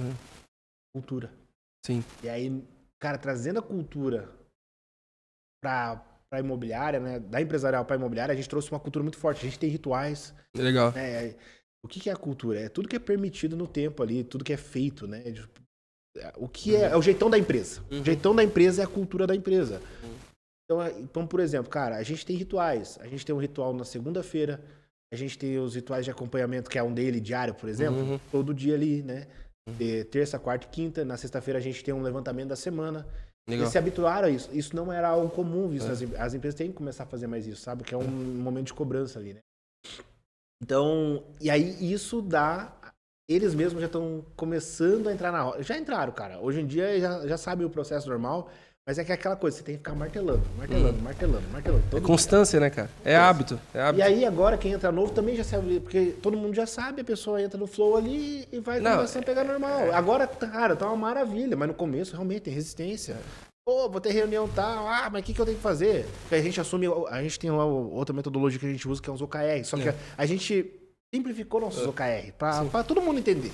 Então a gente não é metodologia OKR. É também, mas a nossa é um pouco mais simplificada, de uma maneira que todo mundo consiga entender como é que funciona. Mas até isso é difícil, sabe? No começo teve muita resistência, agora já fazem normal. É isso, cara, é martelar, é constância, é fazer. Mas é só a cultura que vai dar esse senso para a pessoa mudar. Não adianta, cara. Não adianta até o gestor for lá só que a cultura da empresa é fraca. Não vai mudar nada. Você vai entrar lá nessa empresa, você vai fazer o teu trabalho, vai fazer o teu trampo, mas quando você sair vai voltar tudo a mesma coisa. Mandorinha só não faz, como é que é? Não faz verão. Não faz verão. Acabou. Realmente lutar contra a cultura é difícil, cara, realmente. Mas eu acho que outro ponto também, Tonhão, assim, quanto a métodos, quando você já tem um método pré-estabelecido e uma cultura pré-estabelecida, acho que o segundo passo ali é fazer um bom recrutamento, né? Ah, não. E aí, porque não adianta você ter um bom processo, um time já construído, bem estruturado, se seu recrutamento também não é muito bom, alinhado com eu digo, que é a frequência da empresa, né? Às vezes o cara não está na frequência que a empresa precisa. Sim, né, Carlão? Eu vou falar um pouquinho da empresarial aqui, como é que o nosso trabalho para fortalecer a cultura. Cara, ela vai começar como? O básico. Missão, visão e valores e planejamento ali. Esse é o básico onde começa. Porque a missão, visão e valores é o central de toda a empresa, né? É o propósito dela existir, é saber para onde ela vai e o que não é aceitável dentro daquela empresa. Cara, quando você tem valores numa empresa, é muito mais fácil demitir um colaborador, por exemplo. Porque se uma pessoa infringe algo dentro da sua empresa, você só aponta para, tá, esse aqui faz parte dos valores da nossa empresa? Então, sabe? Então, é muito importante isso. Esse é o passo principal. Começa sempre por ali um processo. Mas, realmente, aí a gente vai para pessoas. Pessoas certas nos lugares certos. Exatamente. Então, a gente tem que desenhar um organograma que seja para aquela empresa e para onde você quer chegar. Geralmente, quando a gente entra numa empresa, um processo inicial ali é a gente desenhar um organograma de como é a empresa hoje, mas como a gente já sabe a visão que a gente montou, a gente já vai montar daqui projetado, né? Exatamente. Só que aí a gente tem que achar as pessoas certas. A gente não fala mais fulano tal, fulano tal, fulano tal. Cadeira tal, cadeira tal, cadeira tal. Função tal, função tal, função tal. Não é a pessoa. Porque, cara, e vamos ser sinceros, tem empresa lá que mantém um funcionário ruim há muito tempo, porque, cara... É ruim que eu digo assim, tecnicamente ele é ruim. Mas ele tem caráter bom? Cara, dá pra manter, mas talvez ele esteja na função errada, sabe? E ele não tá trazendo recurso pra empresa. Então, às vezes é melhor afastar. Resultado. Não recurso, resultado, né, pra empresa. Nem todos, mas assim, é que a gente sempre também fala assim que habilidade você treina, caráter não. Bom, também é muito importante ver essa questão de cara, só que também a pessoa tem que se ajudar um pouco, né? Não dá pra ser, né? Então a gente passa rapidinho, né? Então a gente sempre faz um job description, né? Do cargo ali, ó. A descrição de função do cargo. Então a gente tem todo um processo de RH estratégico, porque é o que faz a empresa rodar. Nossa, RH estratégico é muito importante, cara. As pessoas elas têm que entender... Pode mandar. As pessoas têm que entender que o RH da empresa não é só contratar e demitir, não. RH estratégico, ele faz toda a diferença na gestão da sua empresa, porque ele vai contratar a pessoa certa, sabe? Contrata devagar e demite rápido. Esse contrato de Então, o RH estratégico, ele vai estar de acordo ali para realmente saber quais são as melhores pessoas para aquele cargo, se ela vai estar apta, estar em equipe. Então, cara, RH é um cargo, RH é uma área estratégica dentro da empresa que as pessoas não dão muita bola. Ela só faz departamento pessoal e falam de que é RH, né? Até no processo você falou do organograma atual pro organograma projetado. E aí você fala assim, talvez essa pessoa não tá na cadeira. E aí a gente tem as leis trabalhistas que dá uma dificultada, né? Porque, por exemplo, o cara tá na função de gerente, o cara era um bom vendedor ou um bom engenheiro, vou falar com propriedade sobre o engenheiro, o cara sobe... Nem treina, né? Só vai pra gerente, não tem um supervisor, não tem um coordenador, ou vice-versa. E aí sobe pra cadeira de gerente. Nossa, cara, eu já vi muito disso acontecer, né, cara? É muito normal. Um vendedor bom nem sempre vai ser um gerente bom. Você vai perder duas pessoas. Então. E aí, cara, às vezes o cara tem uma boa soft skill, né? No sentido de tem um bom comportamento, tem boas habilidades ali. E aí ele tá na cadeira, entre aspas, errado. Aí tem duas opções. Se for possível, faz um deslocamento horizontal, sai da coordenação, supervisão e gestão para um especialista, para um sênior, etc. Mas se isso não for possível e o gestor, por exemplo, ver, cara, o cara não tem as skills.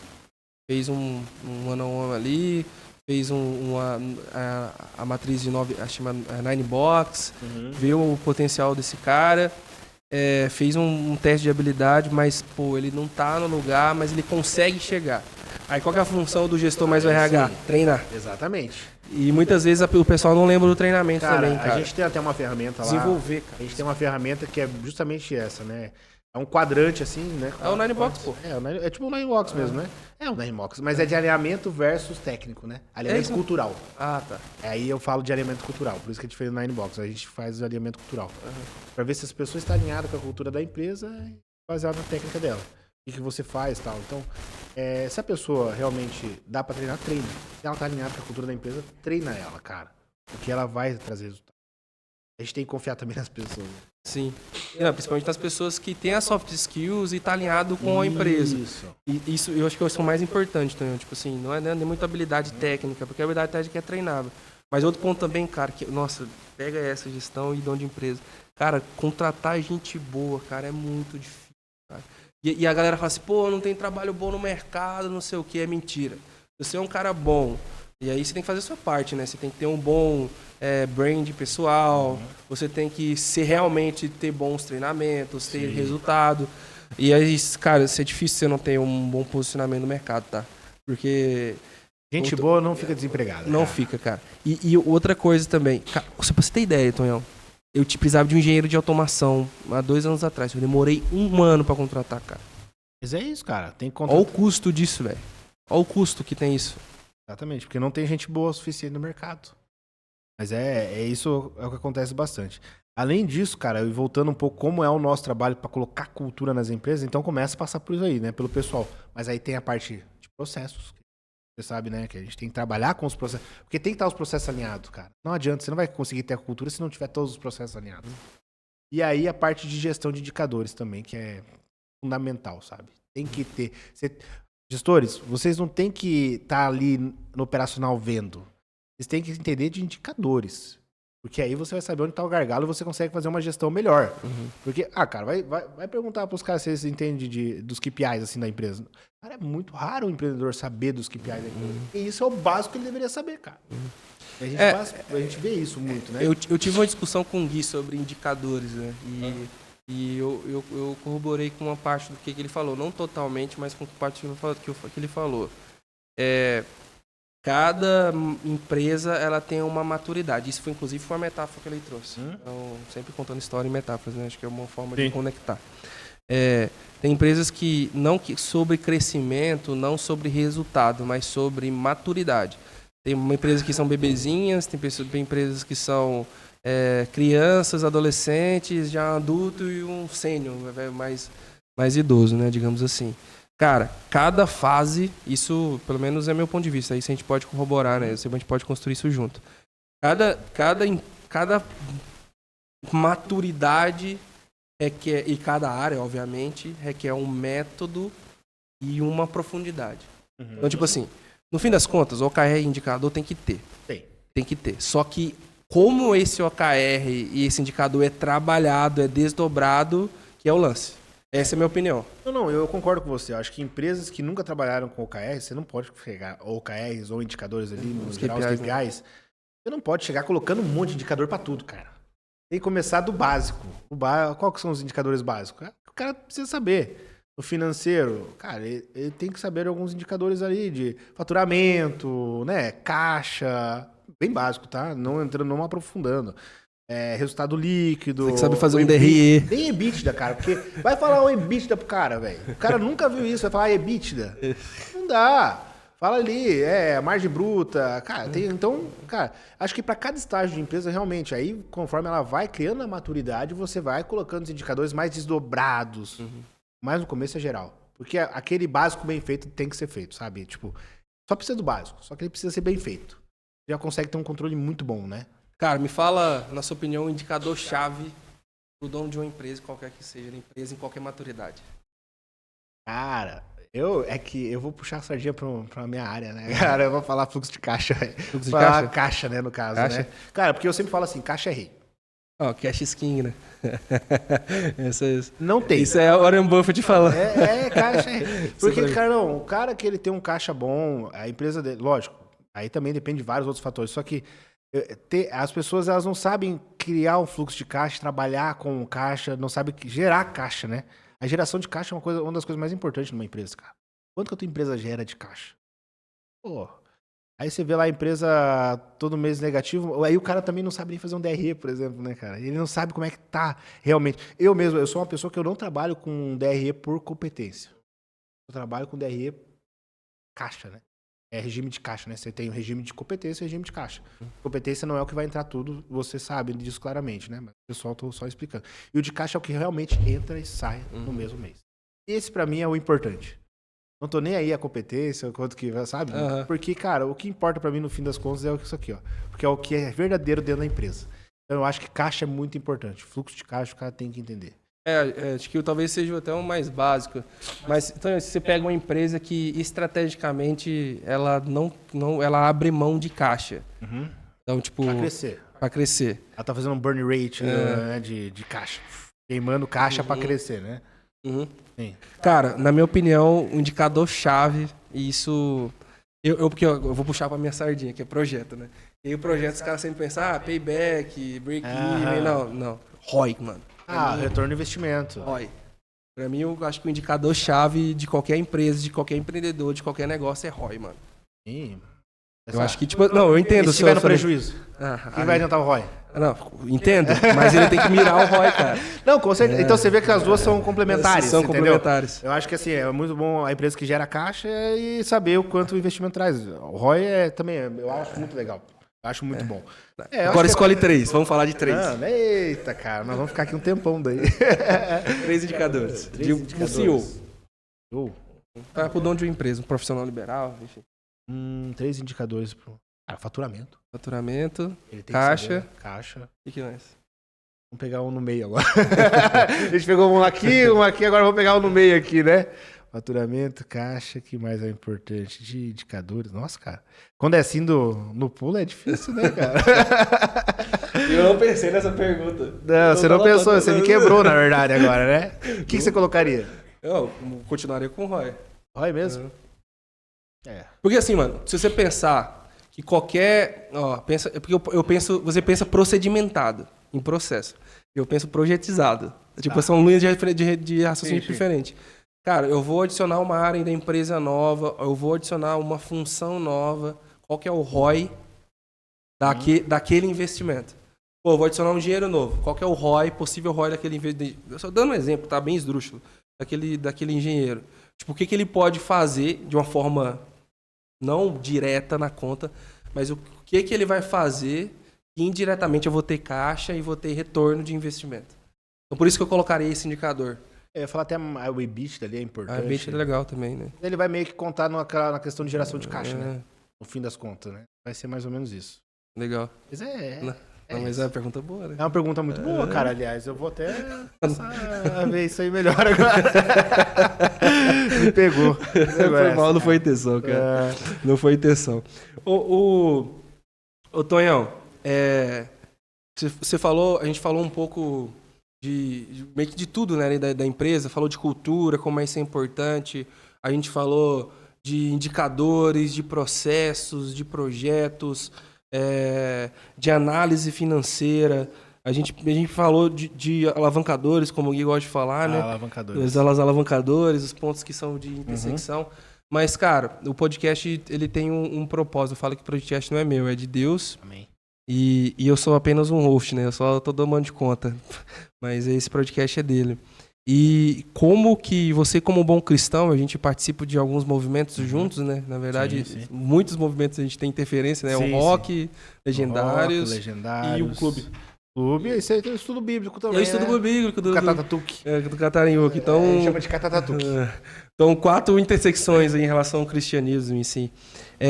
Cara, como que como a ideologia, né, cristã, como que Deus, o Jesus, o Espírito Santo, ele atua na sua vida e como que você transborda isso na sua empresa e por onde você passa, cara? Pra você, né? Então, um breve testemunho, então. Ai, sim, eu gosto de testemunho. Testemunhos são bons. Cara, em 2022 eu tava falido, em depressão e pensando em suicídio. Nossa, cara. É o tríplice, né?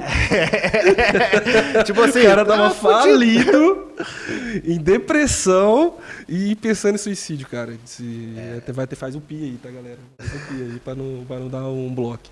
Não, mas enfim. Aí, cara, o que aconteceu? Na minha última... Eu já contei esse testemunho no clube também. Na última vez que eu pensei em suicídio, e eu sempre tive o hábito de escrever diários, né? Eu não sei se você lembra de eu comentando isso, né? E aí a última vez que eu pensei em suicídio, eu escutei uma voz, cara. Foi muito louco, assim, me chamando pra ler a Bíblia. Uma Bíblia que tava lá encostada. Até então, não é que eu era um ateu, mas eu era quase um ateu. Eu Tipo adorava. um agnóstico. Nem tanto, cara, porque eu lia tanto Richard Dawkins e tal, tá ligado? Que eu acho do caramba, assim, mais alguns ateus assim, do movimento ateísta, eu acho, né? E aí eu não acreditava muito, cara. Não acreditava muito. Ainda tinha minhas dúvidas, sabe? Hoje em dia eu não tenho dúvida nenhuma. Amém. Amém. Glória. Mas assim, aí eu escutei uma voz, cara, me chamando pra ler a Bíblia. Foi muito clara pra mim, assim. Um movimento que eu tava assim, cara, minha vida já não faz mais sentido mesmo. Quer fazendo nada? Tô fazendo nada, tô fazendo peso na terra. Eu vou tirar ela, né? Mas enfim. E aí eu comecei a ler a Bíblia, cara. E em questão de meses, cara, de um mês a minha mentalidade mudou já. Mas eu só percebi que ela mudou porque eu peguei um diário esses dias da época. Eu escrevi ali, acho que era dia 22 de julho de 2022, se eu não me engano. E aí foi a minha última vez que eu pensei em morte. Um mês depois, e foi o dia que eu comecei a ler a Bíblia. Um mês depois, quando eu peguei o diário de novo, cara, só tinha pensamento bom. E eu nem sei o que aconteceu. Na verdade, hoje eu sei, né? Foi porque eu comecei a ler a Bíblia. Então, a minha conversão, a minha busca por Deus, né? E reconhecer Jesus como meu Salvador, foi através da leitura diária da Bíblia, cara. Que loucura, né? E aí, cara, a minha vida mudou totalmente, sabe? Não foi do dia pra noite, porque nunca é. Mas foi... Mas, cara, se você me pega hoje, eu pega 6 anos atrás, cara, olha tudo que eu construí, mano. Cara, dá vontade de chorar, mano. Sabe? Que exemplo, né, mano? Porque eu vivi esse processo com você. você sabe, né, cara? Então, assim... Não tão próximo, mas... Mas você deve ter visto, né, esse processo, cara. E foi todo dia lendo a Bíblia. E eu acho engraçado porque eu não entendia nada que eu lia, mas você viu que na cabeça já começou a mudar alguma coisa. Eu não entendia nada, eu comecei no Novo Testamento. E comecei a partir ali da genealogia de Jesus. Comecei a ler todo dia aquilo, todo dia, né, o Evangelho. E aí alguma coisa mudou na minha cabeça. E aí eu comecei a buscar, aí eu fui pro clube, aí eu fui pro estudo bíblico. E Deus foi me colocando pessoas e foi tirando outras pessoas. Cara, Deus, quando você se encaminha no propósito dele, ele vai te colocar as pessoas certas no seu caminho. E vai tirar as pessoas que não fazem, que não somam a nossa vida. Vai ser doloroso. E eu sempre falo o seguinte, cara, a partir do momento que você reconhecer Jesus, conhecer Deus, o Salvador, cara, tudo vai piorar na tua vida. Porque ele vai limpar tudo e fazer novas todas as coisas. Foi o que aconteceu na minha vida, cara. Hoje eu caminho por fé. Falo que o meu propósito... Eu não sei qual que é o meu propósito, mas eu espero que ele esteja alinhado com o do Criador. Como eu derramo isso? Cara, eu tento levar o evangelho pra todo mundo. Todo mundo. Não sou aquele cara... E outra coisa que eu percebi, né? Que as pessoas, às vezes, elas vão pra alguns movimentos e elas viram o movimento, mas elas não reconheceram Jesus, cara.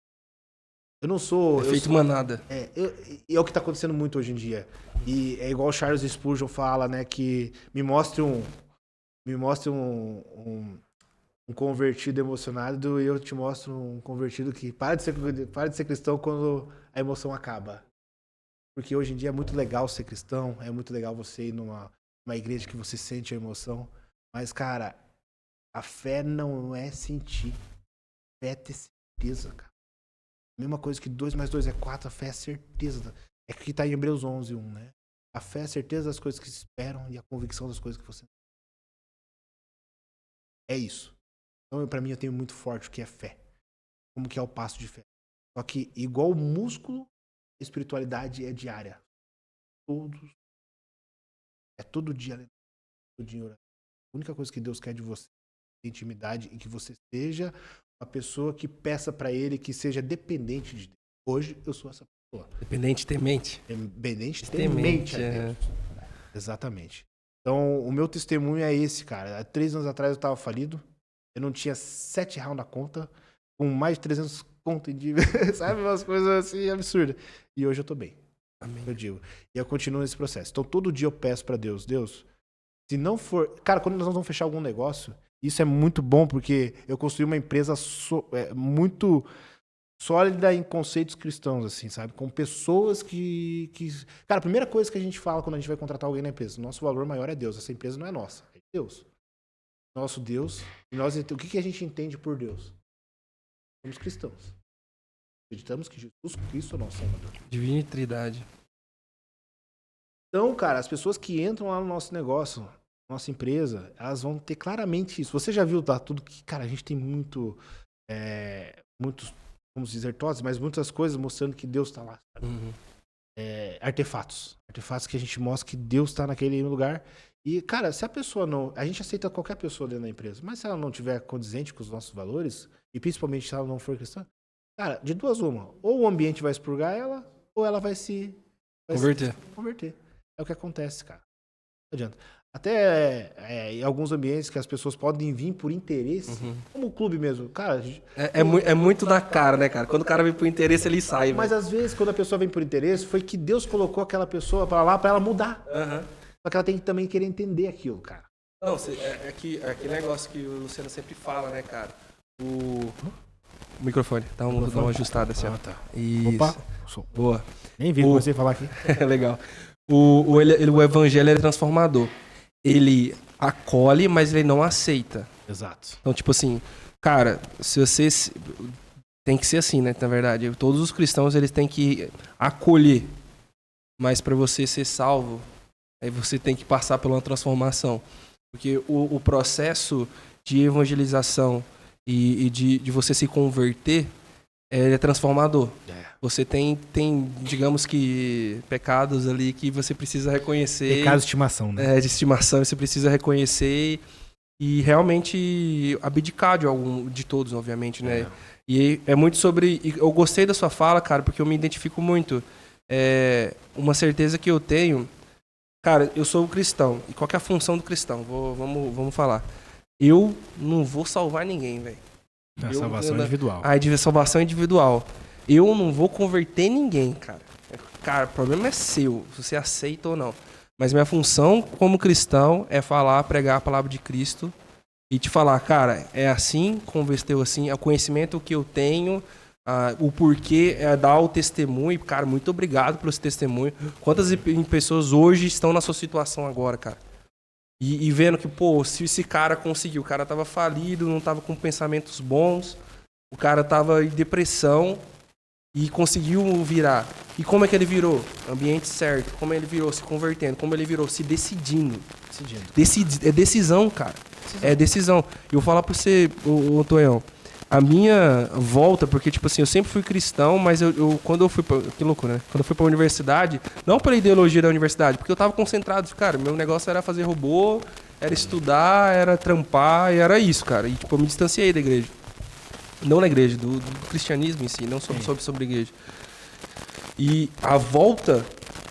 Eu falei isso pra você, não sei, acho que no seu podcast. A volta pra conexão espiritual foi uma decisão. Eu fiz, tipo, a minha análise de meta... Eu lembro que você comentou, nem no podcast, quando nós fomos tomar um café. Verdade, foi uma decisão. Eu vi que eu tava com minha espiritualidade muito desbalanceada em relação ao resto da minha vida. Falei assim, cara, pô, desculpa a expressão, mas eu tô um merda. Então eu tenho que procurar mais, fazer conexões. Botei KPIs. Exatamente. E falei assim, não, vou na missa todo domingo.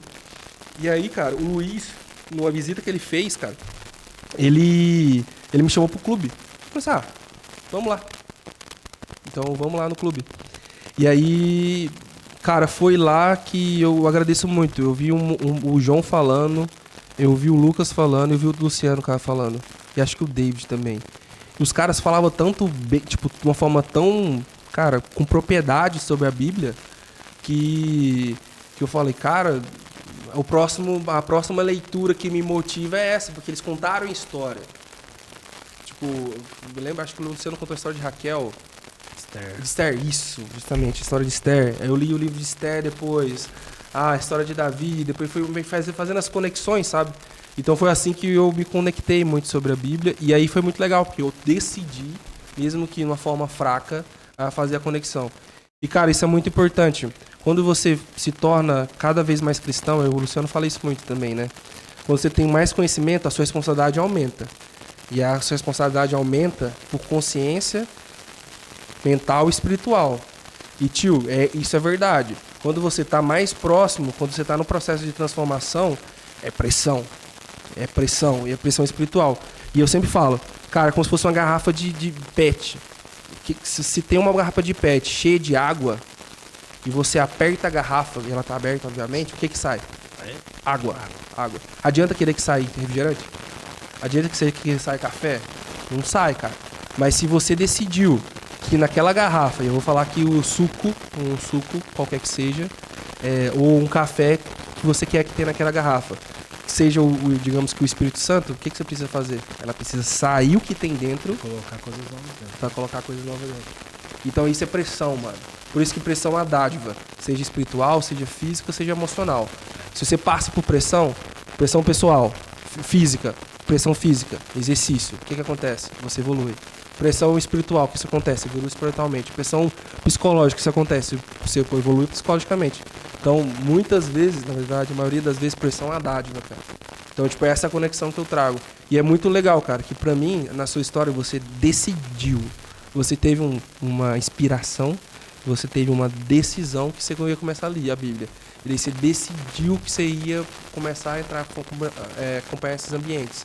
Você decidiu que, como cristão, você estava repugnando as pessoas que não estavam de acordo com aquilo. E é muito difícil, mano. Cara, é difícil. É muito difícil, porque você tem que abrir mão de pessoas que muitas vezes você gosta muito e você ama. As pessoas cresceram com você, cara. Eu abri mão de muita coisa, assim. Eu vou falar, assim, por mim, cara, eu sempre fui meio improvável, né? Eu sempre fui das festinhas, né? Da vida louca. Vou resumir como vida louca, né?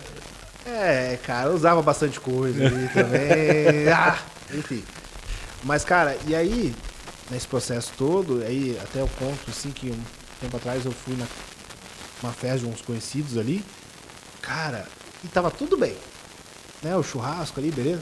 O cara começou a pesar o clima. A galera começou a fazer as coisas que fazia antigamente, sabe? Uhum. Cara, aquilo começou a me asfixiar. Uhum. Né? Aí que tá a questão de quando você vira mesmo cristão. Você começa a se sentir mal nos ambientes, cara. É muito louco isso, porque não era o ambiente que eu sentia mal. Cara, tem ambientes que eu vou hoje e eu me sinto mal, eu preciso ir embora. Eu falo, cara, não dá pra ficar aqui. Você fica mais sensível, né? Pois é, você fica sensível. Fica mais sensível. E você se sente constrangido, parece que tá fazendo coisa errada de estar naquele ambiente. E você tá certo, você tá fazendo coisa errada. Você tá sendo conivente. Exatamente, você tá sendo conivente, é o que tá errado ali. Cara, eu aprendi não, eu tô vivenciando isso hoje em dia, sabe? E tem pessoas assim, cara, que... Então, assim, eu já nem me coloco mais nesses lugares, assim, você tem que abrir mão de pessoas, de lugares, porque, cara, vai fazer parte. Se você quer viver uma vida dessa maneira, uma vida com Cristo, é assim que você tem que fazer. O Cristo, né, mano? Tipo, a ideologia... Não a ideologia, né? Mas a forma de ser cristão, ela tem que ser um pilar seu.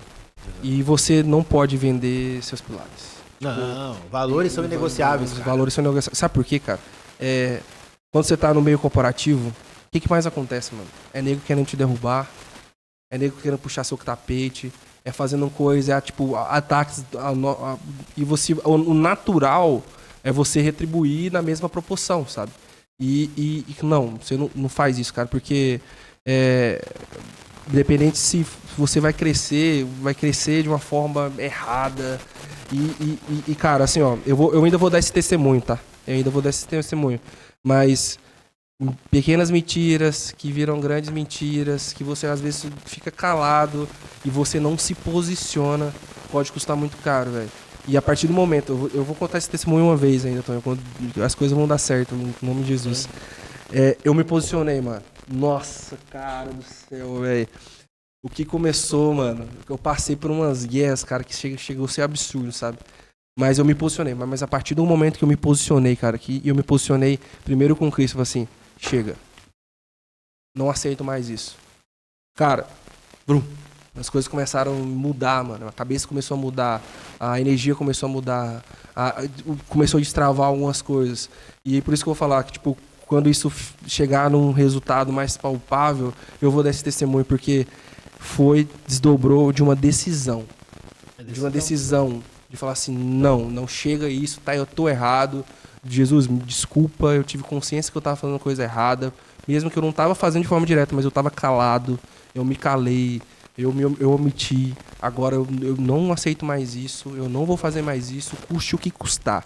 E aí quando eu falo, custe o que custar, cara, você tem que ter muito peito, velho. Tem que ter muito peito, cara. E é isso é ser sobre cristão, cara. Não é só falar assim, o evangelho da prosperidade. Desculpa, mas não funciona assim, velho. Eu falo assim, você tem que ser igual a Mesaque, Sedraque e Abednego. Sabe, né? Porque eles não negaram o Cristo. Eles foram pra fornalha. E aí Deus tava com eles lá. É assim que a gente tem que agir, cara. Hoje, se alguém chegar na tua cara e apontar uma arma pra você negar o seu Deus, você nega? Cara, hoje eu tenho uma consciência que eu não negaria, velho. Hoje eu não nego. Pô. Cara, é a escolha. É forte, né, cara? É forte. Nossa, imagina. Hoje eu não nego. Mas confesso que antigamente... Obviamente, você não é cristão? Não sou. Não sou, pode ir ali e tal. Mas hoje não. Porque a gente, como cristão, tem que se posicionar. Posicionamento, isso é muito importante, cara. Muito mesmo. E assim, saber se posicionar também, né? Porque... E também não é obrigar ninguém a ser nada, sabe? É isso que eu falei. Cara, a nossa função, mas tem que ser claro. É o que Deus vá e fale do meu nome, faça discípulos e propor o evangelho. Mas ao mesmo tempo tem o livre-arbítrio. Então a gente não vai obrigar ninguém, cara. Não vai obrigar ninguém, mas a gente vai falar da palavra. Isso aqui se faz sentido pra você, no seu ritmo, é com você. Mas a minha função, que é espalhar a semente, tá feita. Se o terreno é arenoso, se o terreno é rochoso, se o terreno tem... Aí, não, cara, não é comigo, velho. Não é comigo. Cara, eu também falo isso, cara. Eu tô aqui só pra... Cara, hoje em dia eu quero espalhar o evangelho e plantar essa semente por mais lugares. Por isso que, pelo meu testemunho, eu vejo que muitas pessoas também podem ter essa bênção, porque bênção geram bênção. Então, quando a gente conta um testemunho, pode edificar muito mais pessoas, né? Legal. Tonhão, vamos pros finalmente do podcast, cara. Eu vou te botar numa calça justa de novo. Putz, aí não é. Cara, é o seguinte... Eu vou fazer uma pergunta para cada pessoa que eu enxergo que a gente pode ajudar aqui no podcast. Você pegou... Você sentou com um CEO. Sim. CEO de uma empresa. Se você tivesse que falar uma coisa para esse CEO, o que você falaria? Sentei com o CEO de uma empresa... E você só tem direito de falar uma coisa só para mudar a vida dele. O que você falaria? Só uma coisa. Pergunta é boa. Pergunta é boa. Tá com as pessoas certas? Boa pergunta. Porque se tiver com as pessoas erradas ali junto, não vai pra frente. Legal. Agora você sentou com o estagiário. Uma pergunta. Uma contribuição. Pode ser uma frase. Uma pergunta pro estagiário? Não uma pergunta. Acho que não é uma pergunta. Uma frase, cara, eu vou falar a mesma coisa que eu falei antes. Qual que é? Você não lembra que eu falei da IA ali? Não, cara, se você é o estagiário, né? Vamos lá, você é o estagiário. Como é que você se destaca? Fazendo diferente dos outros. Legal. Cara, hoje você tem todo acesso do mundo pra fazer. Vai lá, pega o relatório de uma empresa aí.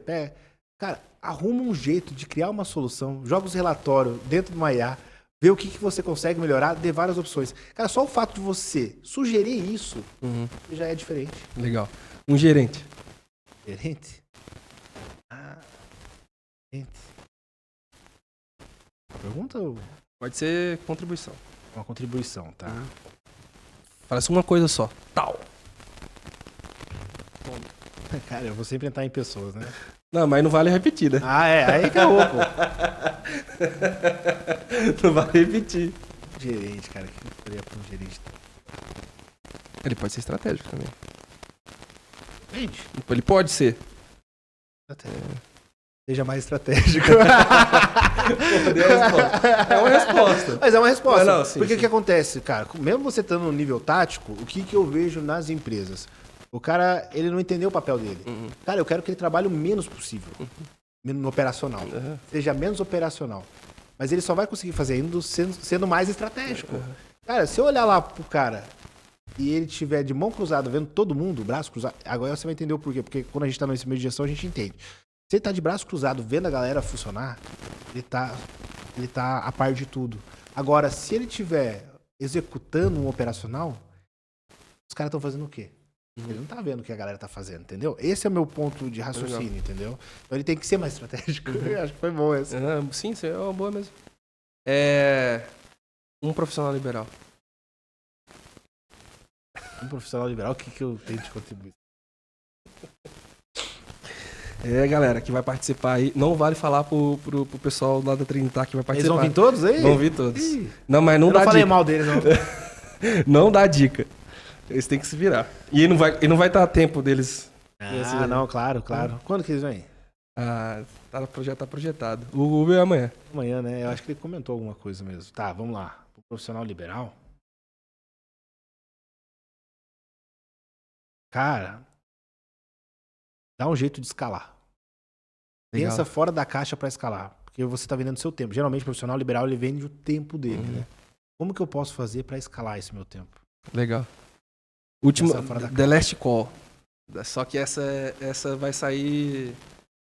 Essa vai ser diferente. Isso é pra você.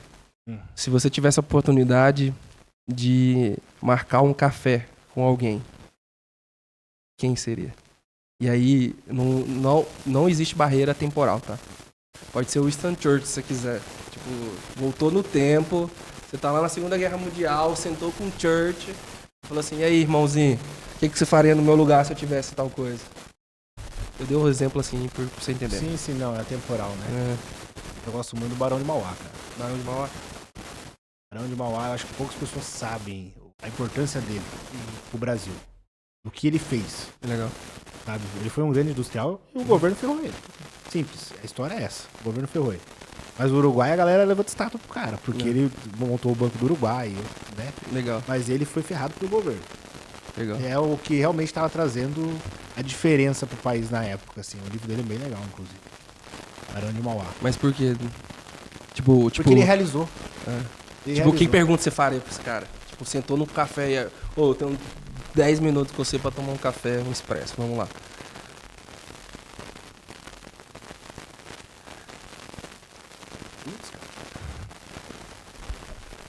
O tempo é seu, fique em paz.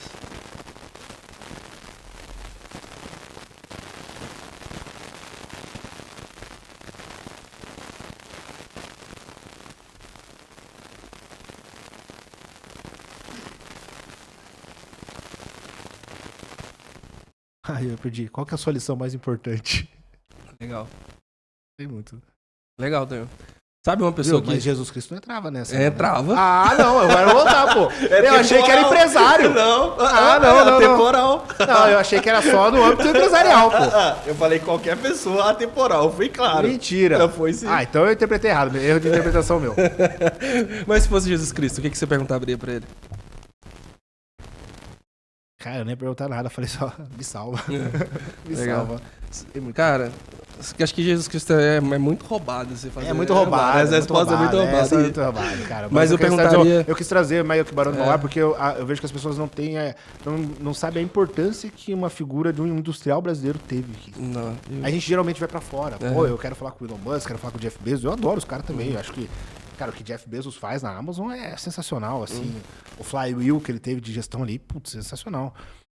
Mas aí eu acho que a gente tem que valorizar um pouco também o que a gente tem, sabe? Legal, é importante.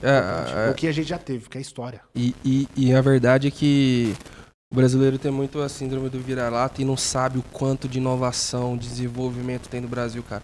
Um exemplo simples, cara, a gente tem uma fábrica de moto fotovoltaica ultra tecnológica aqui do lado. Eu acho que é a maior da América Latina. É a alguma maior da coisa- América Latina, cara. E quem que sabe de Cascavel? Tipo, não tem A gente nem tende a noção. valorizar as coisas de fora. Tende a Quando valorizar tem as uma casas. coisa muito boa aqui, sabe? Cara, eu vou dar só um exemplo rapidinho, tá? Não, fica em paz, o tempo é nosso. Mas um exemplo rapidinho, cara. Vem muita pessoa de fora. Ah, porque os caras fizeram gestão não sei aonde, gestão não sei aonde. Bicho, o que a gente sabe aqui não é nada... Cara, eu já vi muito cara que estudou nas melhores faculdades, mas eles nunca fizeram na prática. Empreendedorismo na prática vale muito mais que a acadêmica. Isso é fato. O resultado na prática, sim. E você pode vir, cara, mas. E Carlão, você é um pouco fora da curva, sim, mas eu vejo muito cara que vem de multinacional e acha que sabe como é que é lidar com uma empresa aqui do interior. Não sabe. É diferente. É diferente. E a gente tende a valorizar esse tipo de pessoa, mas quando tem uns caras bons aqui já. Isso é fato. Mano, eu cheirei uma reflexão aqui, a gente tem que finalizar por Só pra conversa, nós acabar aqui já. A conversa tá, quando a conversa é boa é assim, cara. Não, se deixar que a gente vai ver, né? Várias noites eu fico conversando. Mas se eu estivesse sentado na frente de Jesus Cristo, eu perguntaria pra ele, o que o senhor quer de mim? Tipo, Tipo, eu falar, o que você quer que eu faça? Eu acho que eu perguntaria, tipo, eis-me aqui, ou use-me de ferramenta, qual que é a minha missão, cara? É essa que é a pergunta que eu faria. E também contribuindo, eu chamaria meu avô, mano, pra conversar. Porque, cara, em vida que eu tive contato, o cara mais foda que eu já conheci. Porque, tipo, meu avô, mano, ele começou... Ele é um exemplo prático de construção de patrimônio e família. Claro que ele errou muito, tá? Tipo, ele fez muita coisa errada. Assim, que eu não me... Digamos que... Eu não me orgulho. Mas o que esse cara fez?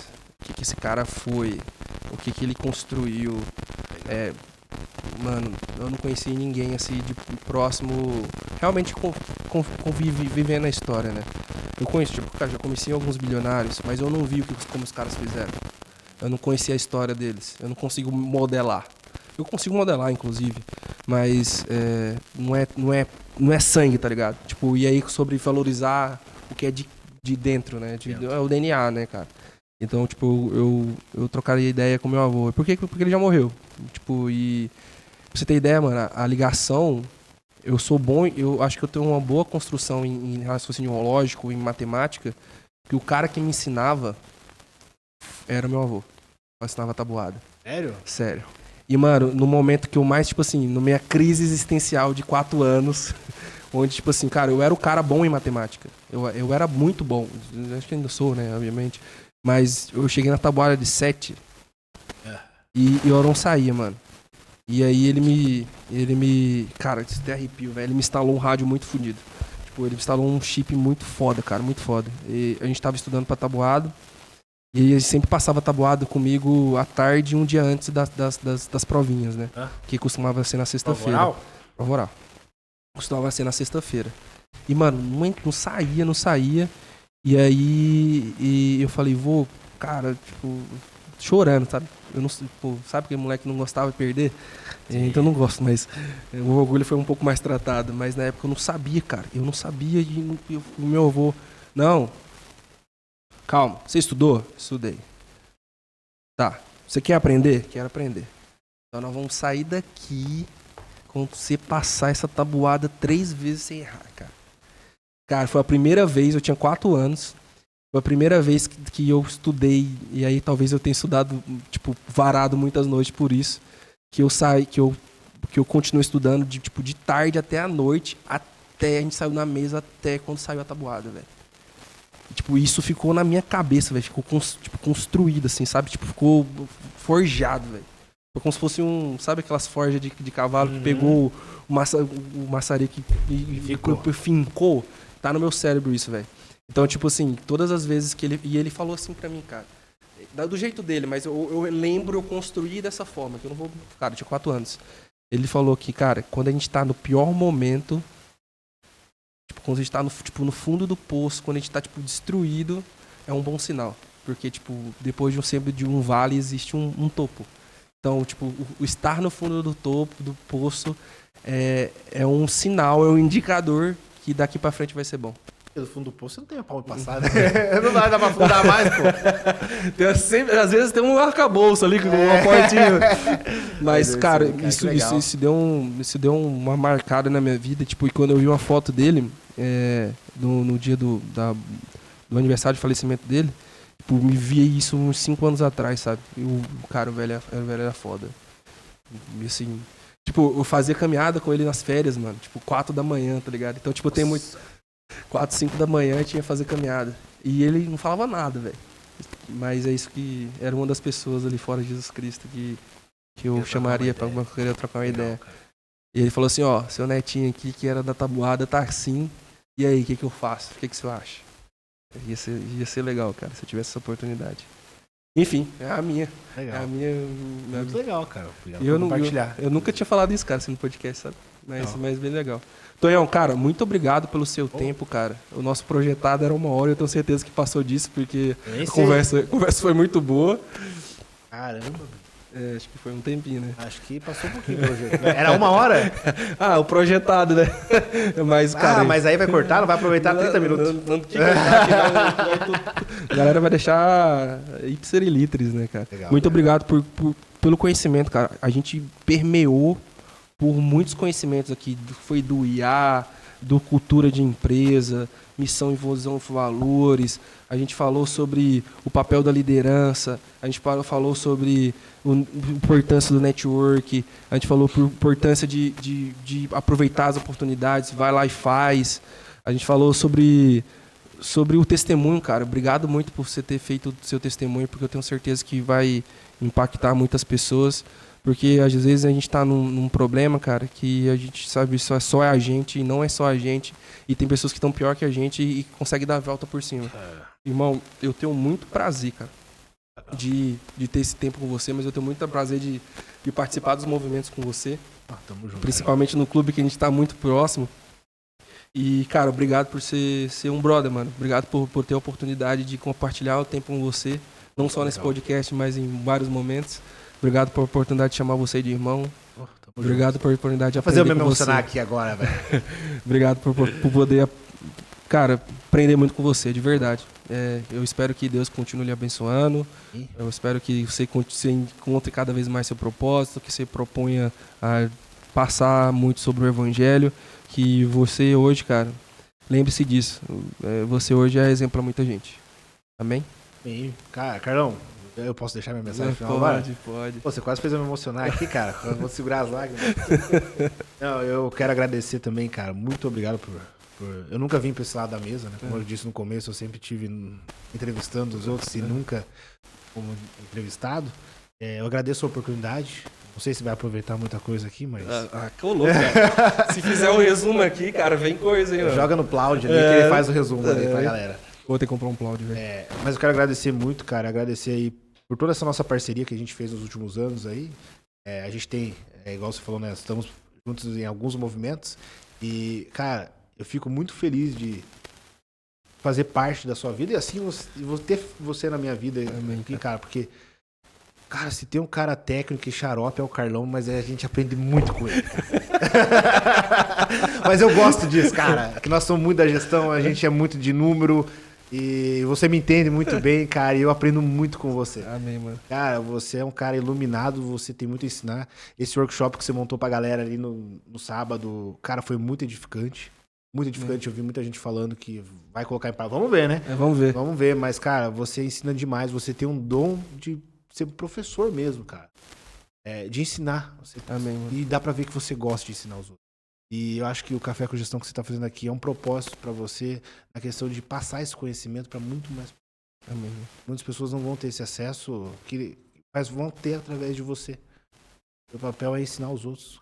Amém. Isso é maravilhoso. Deus que abençoe cada dia da sua vida. Muito Amém. obrigado, cara. Cara, muito obrigado. Tamo junto, viu? Tamo junto, cara. Muito obrigado. Pessoal, esse foi o nosso convidado especial, o Antônio. Cara, até me arrepio, porque, cara, esse cara é muito abençoado. Eu aprendi muito com ele. É isso, estamos finalizando mais um Café e Gestão. Espero que a gente orou antes desse Café e Gestão. A gente sempre ora, né, antes dos Cafés de Gestão.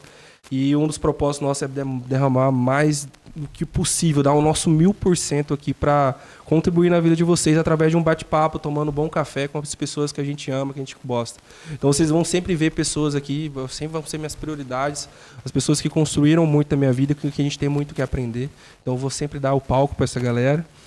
O Tonhão vai ter muito cortes bons aí nesse podcast, porque agora vai ter sim. Eu não sou um cara que não vai ter, pode acreditar. Que a gente tem esse propósito e, gente, se você conseguiu tirar uma sementinha que seja desse podcast, a gente tem o sentimento de dever cumprido. E se uma pessoa, cara, conseguiu construir, conseguiu ter um estalo, se edificar nesse momento, a gente fez o nosso propósito aqui. Porque esse podcast não é meu, esse podcast é de Deus. E a nossa função aqui é edificar na vida das pessoas. E se você, por acaso, você gostou do podcast, o pessoal fala para eu falar isso antes, mas eu lembro só no final. Cara, direciona esse podcast para quem você acha que precisa nesse momento.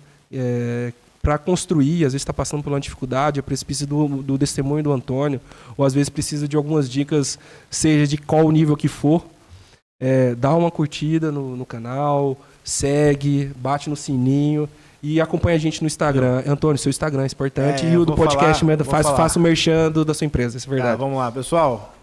Me sigam, né? @AntônioVolmei no Instagram, nas redes sociais aí. As nossas empresas Trinitar Negócios Imobiliários. Agora eu esqueci como é que tá o @, mas tudo bem. Pesquisa lá que vai ter. O pessoal vai deixar na legenda. @Trinitar Empresarial. Vai deixar aí. Né, a nossa empresa. E o Conexamente Podcast, Conexamente PDC. Né? E eu esqueci um detalhe muito importante, cara. Se eu não falar, eu vou sofrer as consequências. Eu quero mandar um abraço, um beijo pra Cid, né, minha mulher. Se eu não falar dela, eu tô ferrado.